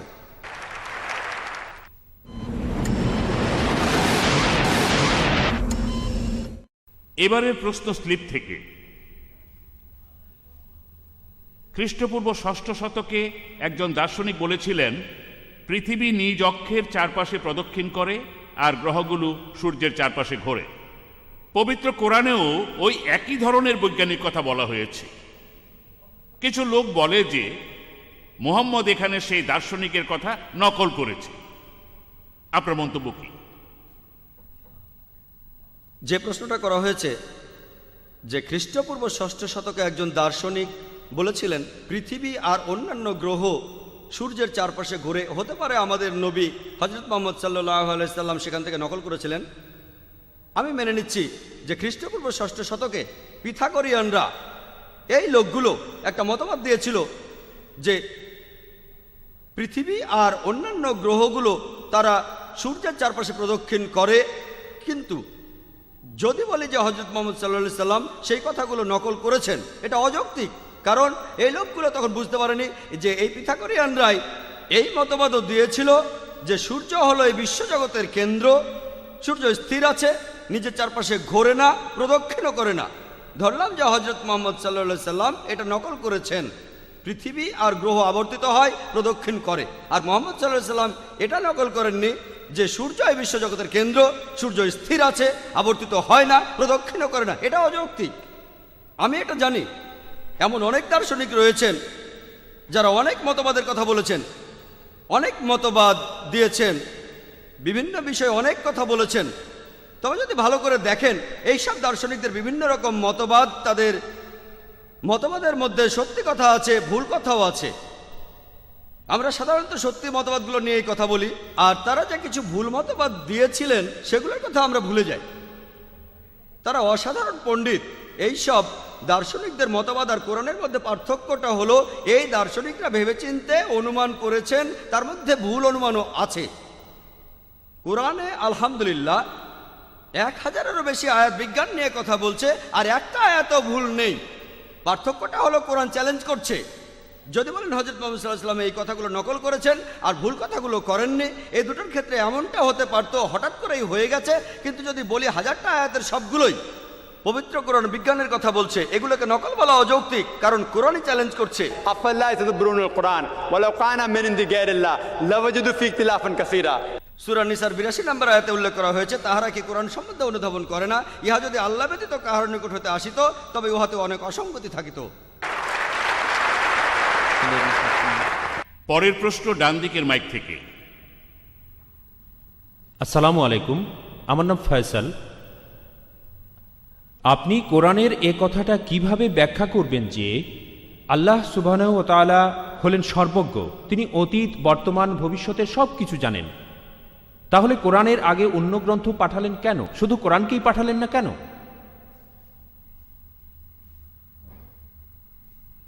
ভাই, আপনি প্রশ্ন করেছেন যে আল্লাহ সুবহানাহু ওয়া তাআলা কেন পবিত্র কোরআনকেই প্রথমে পাঠাননি, কেন তিনি আগে অন্যান্য কিতাবগুলি পাঠিয়েছেন, তারপর কোরআন পাঠিয়েছেন। যেন আমাকে প্রশ্ন করলেন কেন আমি প্রথমে ডাক্তারি পড়াশোনা করিনি, কেন আমি প্রথমে ক্লাস 1, 2, 3 পাস করে তারপর ডাক্তারি পড়তে গেছি। আপনাকে ধাপে ধাপে এগোতে হবে। কোরআনের আগে যেসব আসমানি কিতাব নাজিল হয়েছিল, আমি এক কথা আগেও বলেছি, সেগুলো একটা নির্দিষ্ট জাতি আর নির্দিষ্ট সময়ের জন্য পাঠানো হয়েছিল। পবিত্র কোরআন নাজিল হয়েছে সমগ্র মানব জাতির জন্য, আর কোরআনের নির্দেশ পৃথিবীতে থাকবে চিরদিনের জন্য। সেজন্য আগের আসমানি কিতাবগুলি সেই সময়ের জন্য। আল্লাহ ঠিকই ভেবেছিলেন, তিনি সব কিছু জানেন, তিনি জানতেন কখন আসমানি কিতাব পাঠাতে হবে। এমন নয় যে আরও আগেই পাঠাতেন। যেমন একজন টিচার জানেন ছাত্রকে কতখানি পড়াতে হবে, এর বেশি পড়ানোর দরকার নেই। তাই আল্লাহ ঠিক করেছেন মানুষ এখন সেই স্তরে উঠতে পেরেছে যাতে তাদের উপর চূড়ান্ত কিতাব নাজিল করা যায়।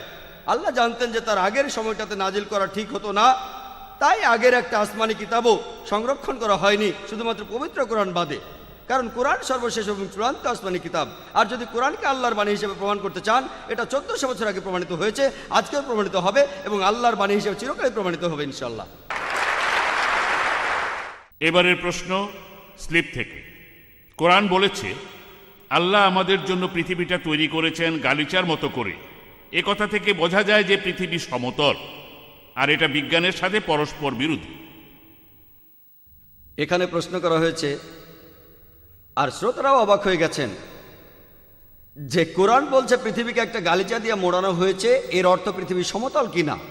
এখানে আসলে পবিত্র কোরআনের একটা আয়াতের কথা বলা হচ্ছে, সূরা নূহের 19 নম্বর আয়াত আর 20 নম্বর আয়াতে উল্লেখ করা হচ্ছে যে আল্লাহ ভূমিকে বিস্তৃত করিয়াছেন একটি গালিচার মতো। কিন্তু এর পরের আয়াতে উল্লেখ করা হয়েছে 20 নম্বর আয়াতে, যাহাতে তোমরা চলাফেরা এবং ভ্রমণ করতে পারো প্রশস্ত পথে। আমি আমার লেকচারে বলেছি, আজকের ভূতত্ত্ববিদরা বলেন আমরা পৃথিবীতে যে আবরণের উপর বাস করি সেটা 1 থেকে 10 মাইল পুরু। পৃথিবীর পুরো ব্যাসার্ধের 1%-এরও কম। পৃথিবীর ব্যাসার্ধ হলো 3750 মাইল। উপরের আবরণটা একটা শক্ত খোলস, ভেতরের স্তরগুলো অনেক গরম আর তরল। জীবজন্তুর পক্ষে সেখানে বেঁচে থাকা সম্ভব নয়। কোরআন কোনো জায়গায় বলছে না যে পৃথিবী সমতল। এখানে একটা উপমা দেওয়া হচ্ছে যে আল্লাহ ভূমিকে বিস্তৃত করেছেন গালিচার মতো। মানুষের একটা ভুল ধারণা আছে যে একটা গালিচা বিছানো যায় শুধু সমতল জায়গায়। এটা ভুল। একটা গালিচা বর্তুলাকার জায়গায় তো বিছানো যায়। উদাহরণস্বরূপ চিন্তা করেন যে এখানে পৃথিবী এক বড় মডেল রাখা হয়েছে, গ্লোব, মনে করেন 10 ফুট ব্যাসার্ধের, খুবই বড়। এর চারপাশে আপনি একটা গালিচা মুড়ে দিতে পারেন। এটা সম্ভব, কারণ আমরা কোথাও গালিচা বিছাই কখন? সাধারণত সেখানে গালিচা বিছাই যেখানে হাঁটা চলা করা বেশ কষ্টকর। আমরা সেখানে গালিচা বিছাই যেখানে হাঁটা চলা করা বেশ কষ্টকর। বিজ্ঞান এখন আমাদের বলে যদি পৃথিবীর উপরে শক্ত আবরণ চারিপাশে গালিচার মতো ছড়ানো না থাকতো আমরা এখানে বাস করতে পারতাম না, কারণ ভেতরের স্তরগুলো গরম আর তরল। তাই কোরআন যখন বলছে ভূমিকে বিস্তৃত করা হয়েছে, বলা হচ্ছে পৃথিবীর উপরের আবরণ গালিচার মতো ছড়ানো হয়েছে, আর কারণও বলা হয়েছে যাতে তোমরা চলাফেরা ও ভ্রমণ করতে পারো প্রশস্ত পথে। কোরআনে আরো এক জায়গায় বলা হয়েছে যে আল্লাহ ভূমিকে করেছেন বিস্তীর্ণ। পবিত্র কোরআনের সূরা নাবার 6 নম্বর আয়াতে উল্লেখ করা হয়েছে যে আল্লাহ ভূমিকে করেছেন বিস্তৃত। এখানে বলা হচ্ছে আল্লাহ পৃথিবীকে প্রশস্ত করে বানিয়েছেন। এর কারণ জানেন? এর উত্তর আছে সূরা আনকাবুতে 56 নম্বর আয়াতে। এখানে উল্লেখ করা হয়েছে, বলা হয়েছে আমি তোমাদের জন্য পৃথিবীকে প্রশস্ত করিয়াছি যাহাতে তোমরা শুধুমাত্র আমারই ইবাদত করো, যাতে করে আপনি বলতে না পারেন আমি যে পরিস্থিতিতে ছিলাম, হতে পারে বোম্বেতে এখানে পরিস্থিতি খারাপ ছিল সেজন্য আমি সেখানে কোনো ভালো কাজ করতে পারিনি, খারাপ কাজ করেছি। আল্লাহ বলছেন পৃথিবী তোমাদের জন্য প্রশস্ত আর বিস্তৃত। অনেক জায়গা আছে খারাপ কাজের জন্য আপনি কোনো অজুহাত দেখাতে পারবেন না, পরিস্থিতির দোহাই দিতে পারবেন না। সেজন্য শুধু আল্লাহ সুবহানাহু ওয়া তাআলার ইবাদত করুন। পবিত্র কোরআনে এমন কোনো আয়াত নেই যেটা বলছে পৃথিবী সমতল। আসলে আমি আমার লেকচারেও বলেছি, পবিত্র কোরআনে সূরা লুকমানের 29 নম্বর আয়াতে আছে, আর সূরা জুমারের 5 নম্বর আয়াতে বলা হয়েছে পৃথিবী আসলে বর্তুলাকার। আর বিশেষ করে সূরা নাজিয়াতের 30 নম্বর আয়াতে বলা হয়েছে ইহার পর তিনি পৃথিবীকে করিয়াছেন ডিম্বাকৃত, অনেকটা উট পাখির ডিমের মতো, যে আকারটা একেবারে বর্তুলাকার। আশা করি উত্তরটা পেয়েছেন। এবারে বাম দিকের মাইক থেকে। আসসালামু আলাইকুম ওয়া রাহমাতুল্লাহি ওয়া বারাকাতুহু। আমার নাম আব্দুস সোবাহান, আমি একজন অ্যাকাউন্টেন্ট। পবিত্র কোরআনে আছে আল্লাহ তাআলা বলছেন যে কেউ জানে না মায়ের জরায়ুর ভিতরে কি রয়েছে, ছেলে নাকি মেয়ে। কিন্তু এদিকে আমরা দেখি বিজ্ঞান বলে জরায়ুর ভিতরে সন্তান ছেলে নাকি মেয়ে আগে থেকেই জানা যায়। এ ব্যাপারে কিছু বলেন। ভাই, আপনি প্রশ্ন করেছেন যে কোরআন বলছে আল্লাহ তাআলা ছাড়া কেউ বলতে পারবে না মায়ের গর্ভে সন্তানের লিঙ্গ কি হবে। আর আজকে বিজ্ঞান উন্নত হয়েছে, আমরা আগে থেকেই বলতে পারি আল্ট্রাসোনোগ্রাফি ইত্যাদির মাধ্যমে সন্তানের লিঙ্গ কি হবে। ভাই, আপনি পবিত্র কোরআনের একটি আয়াতের কথা বলেছেন, সূরা লুকমানের 34 নম্বর আয়াতে উল্লেখ করা হয়েছে যে কিয়ামতের জ্ঞান কেবলমাত্র আল্লাহর নিকটে রহিয়াছে, কখন বৃষ্টি বর্ষণ করিবেন এবং তিনি জানেন মায়ের জরায়ুতে যাহা আছে, কখন কে মৃত্যুবরণ করিবে সে কে অর্জন করিবে। কোরআন বলছে যে আল্লাহ জানেন যে মায়ের জরায়ুর ভেতরে কি রহিয়াছে। কোরআন এটা বলছে না যে আল্লাহ জরায়ুর সন্তানের লিঙ্গ আগে থেকে জানেন। আমি জানি যে কোরআনের বেশ কিছু অনুবাদ আছে, বিশেষ করে উর্দু অনুবাদে উল্লেখ করা হয়েছে লিঙ্গ। কোরআনে লিঙ্গ শব্দটা উল্লেখ করা হয়নি। এখানে কোরআনের সূরা লুকমানের 34 নম্বর আয়াতে লিঙ্গের কথা বলা হয়নি, বলা হয়েছে আল্লাহ তাআলা ছাড়া কেউ জানেন না মায়ের জরায়ুতে কি আছে। এখানে আসলে বলা হচ্ছে সেই সন্তান কেমন হবে, যে সন্তানটি কিছুদিন পরে জন্ম নেবে, সে ভালো হবে না খারাপ হবে, সে সমাজে ভালো কাজ করে বেড়াবে নাকি খারাপ কাজ, সে বড় হয়ে কি হবে, ডাক্তার না ইঞ্জিনিয়ার, সে বেহেশতে যাবে না দোজখে যাবে। আর কোনো বিজ্ঞানী সর্বাধুনিক প্রযুক্তি ব্যবহার করেও সেটা বলতে পারবে না। কোরআনেও বলা হয়নি যে আল্লাহ সন্তানের লিঙ্গ জানেন, বলা হয়েছে যে আল্লাহ জানেন যে এই সন্তানের প্রকৃতি কেমন হবে আর সে কি করবে। আর সর্বাধুনিক প্রযুক্তি ব্যবহার করেও কোনো বিজ্ঞানী এসব বলতে পারবে না। এবারের প্রশ্ন স্লিপ থেকে। কোরআনে জ্যোতির্বিদ্যা নিয়ে বলা আছে, জ্যোতিষশাস্ত্র নিয়ে কি বলা আছে? যে গ্রহ নক্ষত্রের অবস্থানের উপর মানুষের ভাগ্য নির্ভর করে। হিন্দু বিভিন্ন পুরাণ এবং ধর্মগ্রন্থে রাশিচক্র নিয়ে অনেক কথা বলা হয়েছে। আপনার মন্তব্য কি? যে প্রশ্নটা করা হয়েছে, কোরআন জ্যোতির্বিদ্যা নিয়ে কথা বলেছে, কোরআন জ্যোতিষশাস্ত্র নিয়ে কি কথা বলেছে, যেমন আকাশের নক্ষত্র দেখে মানুষের ভাগ্য গণনা করা ইত্যাদি।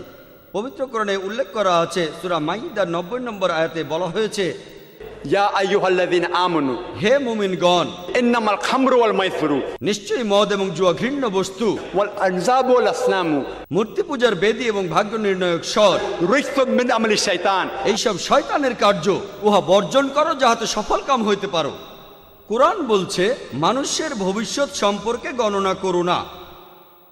এখানে বলা হয়নি ভাগ্য গণনা ঠিক না ভুল, বলা হয়েছে তোমরা ভাগ্য গণনা করো না। আপনারা জানেন যে অনেক মানুষের হাত দেখে ভবিষ্যৎ বলে দিতে পারে, নক্ষত্র দেখেও বলতে পারে। আমরা জানি যে বেশিরভাগই তার ফাঁকি, এর বেশিরভাগই ফাঁকি। কম্পিউটারে আপনার জন্ম তারিখ লিখলেই আপনার ভাগ্যটা পেয়ে যাবেন। একবার এই ব্যাপারটা নিয়ে গবেষণা করেছিলেন একজন প্রফেসর, শুধুমাত্র লোকজনকে বোঝানোর জন্য ব্যাপারটা আসলে কি। তিনি একটা ক্লাসে 100 জন ছাত্রকে পড়ালেন 7 দিন ধরে। 7 দিন পরে তিনি বললেন, আমি সব ছাত্র সম্পর্কেই বেশ কিছু কথা বলতে পারবো। আমি একটা কাগজে প্রত্যেক ছাত্র সম্পর্কেই কিছু লিখব, কাগজটা তাকে দেব, তারপর যখন আমি খুলতে বলবো সবাই একসাথে খুলবেন আর আপনাদের মন্তব্য জানাবেন। প্রফেসর কাগজে কিছু লিখলেন, প্রত্যেক ছাত্রকেই একটা করে দিলেন। অতীতে সেই ছাত্র কি কি করেছে, এইসব বিভিন্ন রকম কথা। তারপর সব ছাত্র কাগজগুলো খুলল। তারপর কি হলো, সেখানে 90%-এর বেশি ছাত্র বলল প্রফেসরের কথাগুলো 100% ঠিক, আর বাদবাকি 10% বলল 90% ঠিক। এখানে এক্সপেরিমেন্ট ছিল যে এই প্রফেসর আসলে সবার জন্য একই কথা লিখেছেন। আপনারাও জানেন কিছু ব্যাপার, ধরুন আমি বললাম সামনের 6 মাসে আপনার জীবনে ভালো কোনো ঘটনা ঘটবে। যদি কয়েকশো খারাপ ঘটনা ঘটে, একটা অন্তত ভালো ঘটবে, তাহলে এটা ভবিষ্যৎ গণনা করো না, এটা শুধুমাত্র মানুষকে চমকে দেওয়ার ব্যাপার।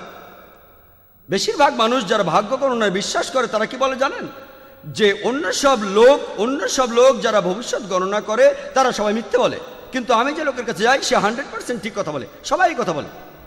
আর ভাগ্য গণনা যারা করে তারা টাকার জন্য করে।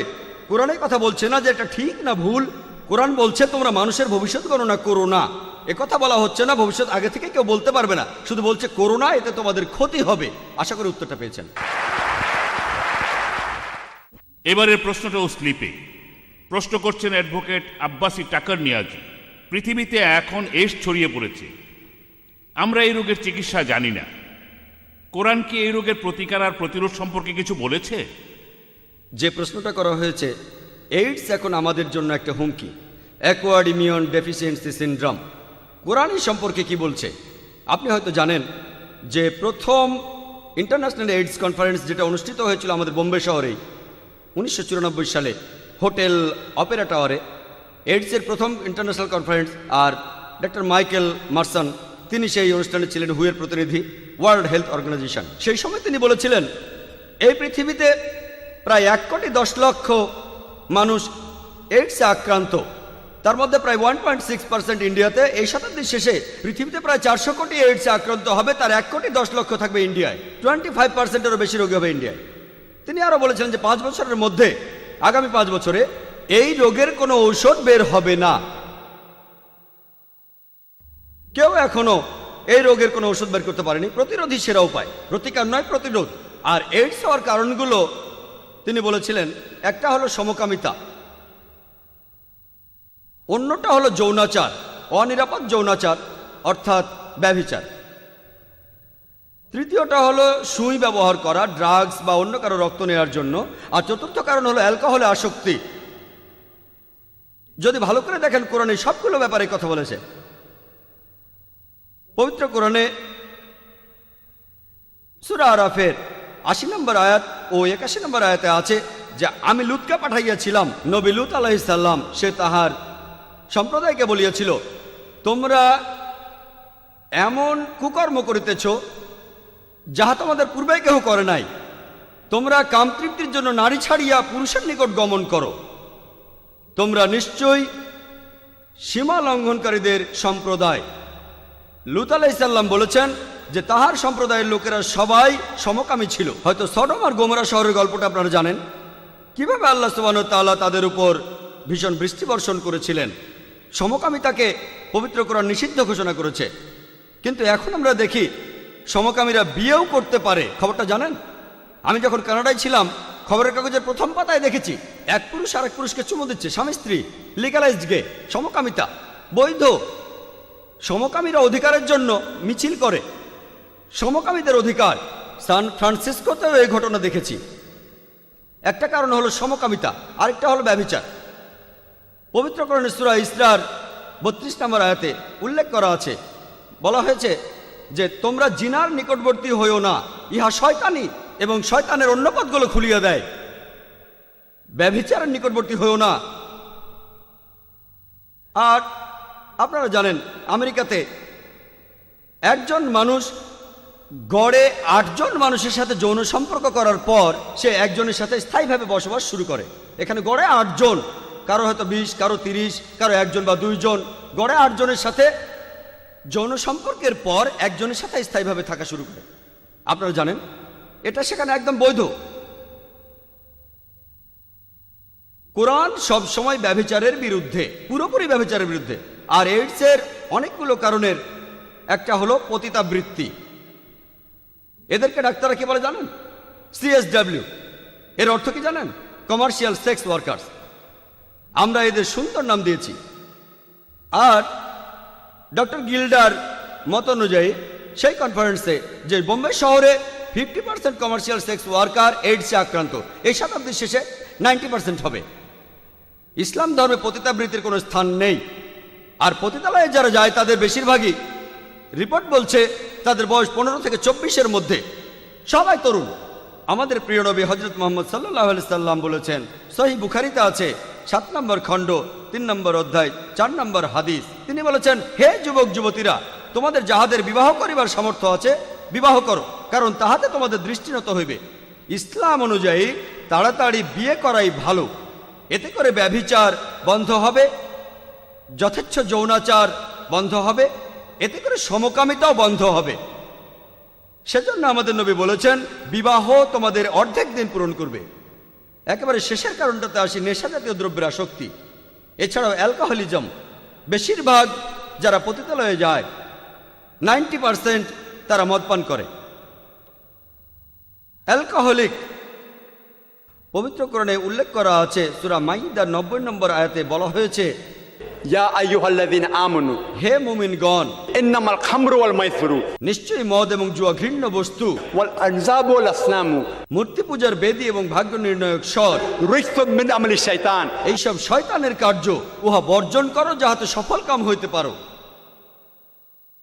আজকে মেডিকেল ডাক্তাররা তারা বলেন কাউকে মাতাল বলবেন না, অ্যালকোহলিজম অসুখ, তাদেরকে রোগী মনে করুন।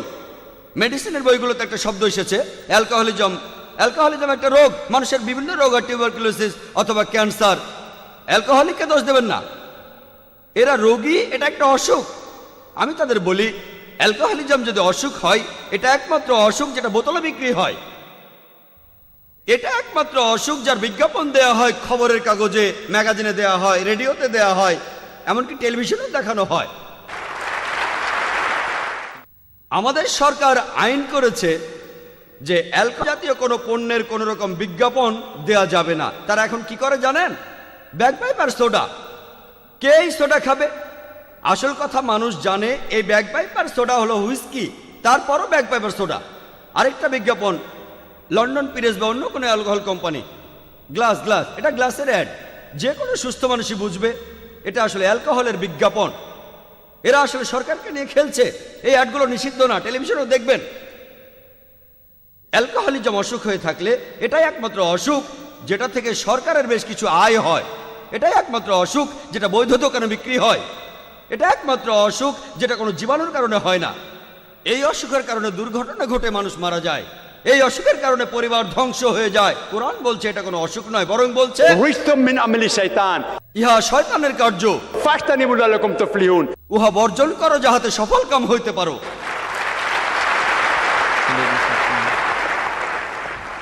এবার পরের প্রশ্ন। আসসালামু আলাইকুম, ভাই জাকির নায়েক, শিক্ষিত লোকেরা কেন কিয়ামতের দিনে বিশ্বাস করে না যে আল্লাহ একদিন আমাদের সবার বিচার করবেন, যে যারা আল্লাহকে মানে তারা বেহেশতে যাবে আর যারা আল্লাহকে মানে না তারা দোজখে যাবে? ভাই আপনি প্রশ্ন করেছেন যে শিক্ষিত লোকেরা কিয়ামতের দিন বিশ্বাস করে না, শেষ বিচারের দিন আর পরকালের জীবনে বিশ্বাস করে না, তাহলে তাদেরকে যুক্তি আর বিজ্ঞান দিয়ে কিভাবে বোঝাবেন কিয়ামতের দিন, পরকালের জীবন ইত্যাদি? ভাই একটা উপায়, আমি কথা আগেও বলেছি, সেটা হলো কোরআন শরীফের 80% সম্পূর্ণ সঠিকভাবে প্রমাণিত হয়েছে, বাকি 20%-এর কথা আমরা জানি না। আমার যুক্তি বলে এই 20%ও সঠিক হবে। এই উত্তরটা আমি আগেও দিয়েছিলাম। আরেকটা উপায়ে আপনি এই শিক্ষিত লোকদের বোঝাতে পারেন। একটা সহজ প্রশ্ন করবেন, সহজ একটা প্রশ্ন করবেন, চুরি করা ভালো না খারাপ? চুরি করা খারাপ। ভাই বললেন এটা খারাপ। ধর্ষণ ভালো না খারাপ? খারাপ। খারাপ। ভাই বললেন খারাপ। আমি এখন বলবো শিক্ষিত লোকদের প্রশ্ন করব, যারা কিয়ামতে বিশ্বাস করে না, পরকালের জীবনে বিশ্বাস করে না, তাদের বলবো আপনি কি একটা কারণ দেখাতে পারবেন কেন চুরি করা খারাপ? মাত্র একটা। আপনি কি একটা কারণ বলতে পারবেন কেন এটা খারাপ? মানুষ খুব সাধারণভাবে বসবাস করে, তাই তারা বিভিন্ন রকম খারাপ কাজ করে। তারা খারাপ কাজ করে? মানুষ আসলে খুব সাধারণভাবে থাকে, তাই তারা বিভিন্ন রকম খারাপ কাজ করে। আমি কথাটা বুঝলাম না। সে যাই হোক, যদি কাউকে প্রশ্ন করেন কেন চুরি করবেন না, তিনি অনেকগুলো কারণ বলবেন, যে আমি চুরি করলে অন্য মানুষের মনে কষ্ট হবে। এখন আমি বললাম, ধরুন আমি একজন স্মাগলার, ধরুন আমি স্মাগলার, আমাকে প্রমাণ করে দেখান কেন চুরি করা খারাপ। দেখুন অন্য মানুষের ক্ষতি করছি কিনা সেটা দেখার দরকার নেই, আমার কিছুই হবে না যদি চুরি করি। যদি কারো মানিব্যাগ থেকে 1000 টাকা চুরি করি কোনো পথচারীর কাছ থেকে, আমি ভালো রেস্টুরেন্টে যেতে পারবো, আমি সেখানে ডিনার করতে পারবো, লাঞ্চ করতে পারবো, সিনেমা দেখতে পারবো, লাইফটা এনজয় করতে পারবো। কেন খারাপ হবে? কেউ হয়তো বলবে অন্য কারো থেকে চুরি করলে একদিন অন্য কেউ আপনার চুরি করবে, আমার কেউ চুরি করতে পারবে না, আমি একজন মাফিয়া।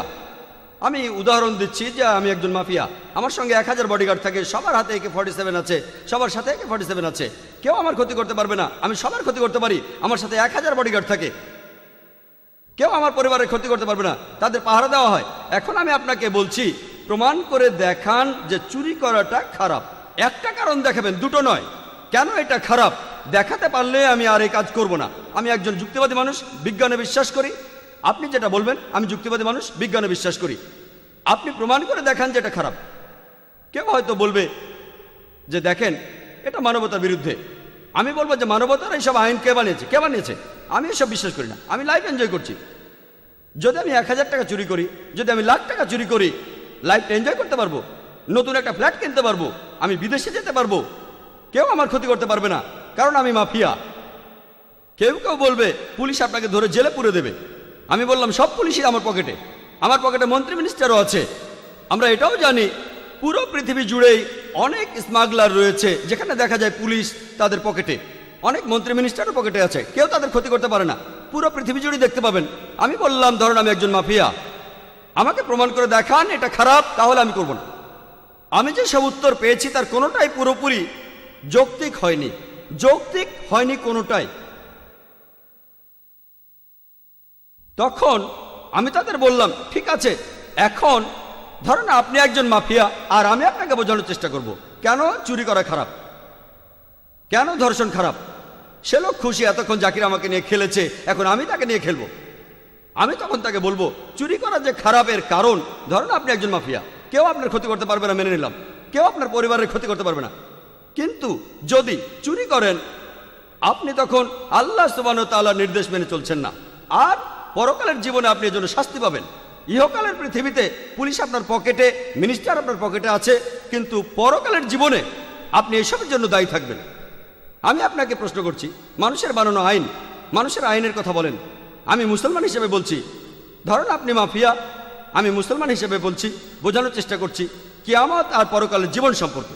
আমি আপনাকে বলছি ধরুন আপনি একজন মাফিয়া, অনেক মানুষ আপনি খুন করেছেন, এই পৃথিবীতে রক্ষা পেলেও পরকালে রক্ষা পাবেন না।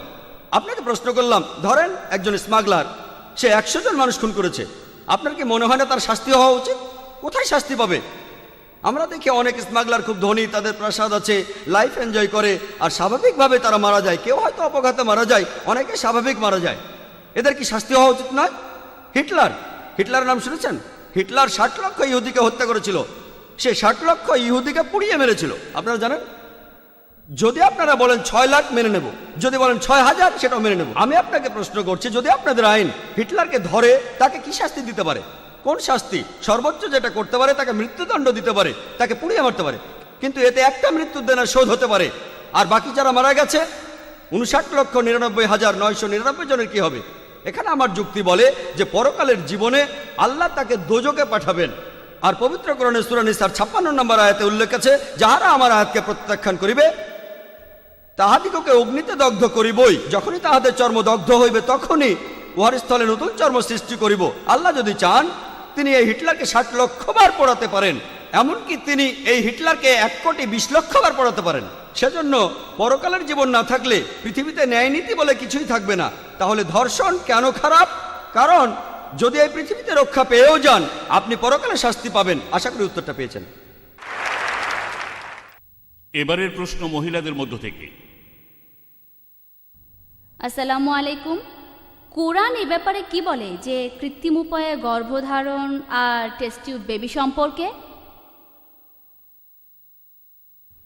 বোন, আপনি এখানে কৃত্রিম উপায়ে গর্ভধারণ আর টেস্ট টিউব নিয়ে কিছু জানতে চেয়েছেন। ইসলাম ধর্মে এসবের অনুমতি আছে কি না? বোন, কৃত্রিম উপায়ে গর্ভধারণ আসলে দুই রকমের, একটা হোমোজেনাস আর একটা হেটারোজেনাস। হোমোজেনাস মানে যে শুক্রাণু ব্যবহার করা হয় আর যে ডিম্বাণু, সেগুলো হলো স্বামী স্ত্রীর। হতে পারে স্বামী অথবা স্ত্রীর কারো মেডিকেল সমস্যা আছে, তখন যদি তারা হোমোজেনাস পদ্ধতিতে কৃত্রিম উপায়ে গর্ভধারণ করে, ইসলামে এটার অনুমতি আছে। কিন্তু হেটারোজেনাস কৃত্রিম উপায়ে গর্ভধারণ, যেখানে আপনি স্পার্ম নিচ্ছেন কোন স্পার্ম ব্যাংক থেকে, এটা সম্পূর্ণ হারাম। যেরকম ব্লাড ব্যাংক আছে আজকের দিনে, সেরকম স্পার্ম ব্যাংকও আছে। আপনি স্পার্ম ব্যাংকে যেতে পারেন না আর একটা স্পার্ম নিয়ে গর্ভধারণ করতে পারেন না, এটা হারাম। তাহলে হোমোজেনাস কৃত্রিম গর্ভধারণের অনুমতি আছে, হেটারোজেনাসের অনুমতি নেই। একইভাবে টেস্ট টিউব বেবির ক্ষেত্রে বলি, যদি সেটা স্বামী স্ত্রীর হয় এটার অনুমতি আছে, যদি স্বামী এবং স্ত্রী না হয় সেটার অনুমতি নেই। এটা ব্যভিচারের মতো একটা অন্যায়। আশা করি উত্তরটা পেয়েছেন। وَمِنْ آيَاتِهِ اللَّيْلُ وَالنَّهَارُ وَالشَّمْسُ وَالْقَمَرُ لَا تَسْجُدُوا لِلشَّمْسِ وَلَا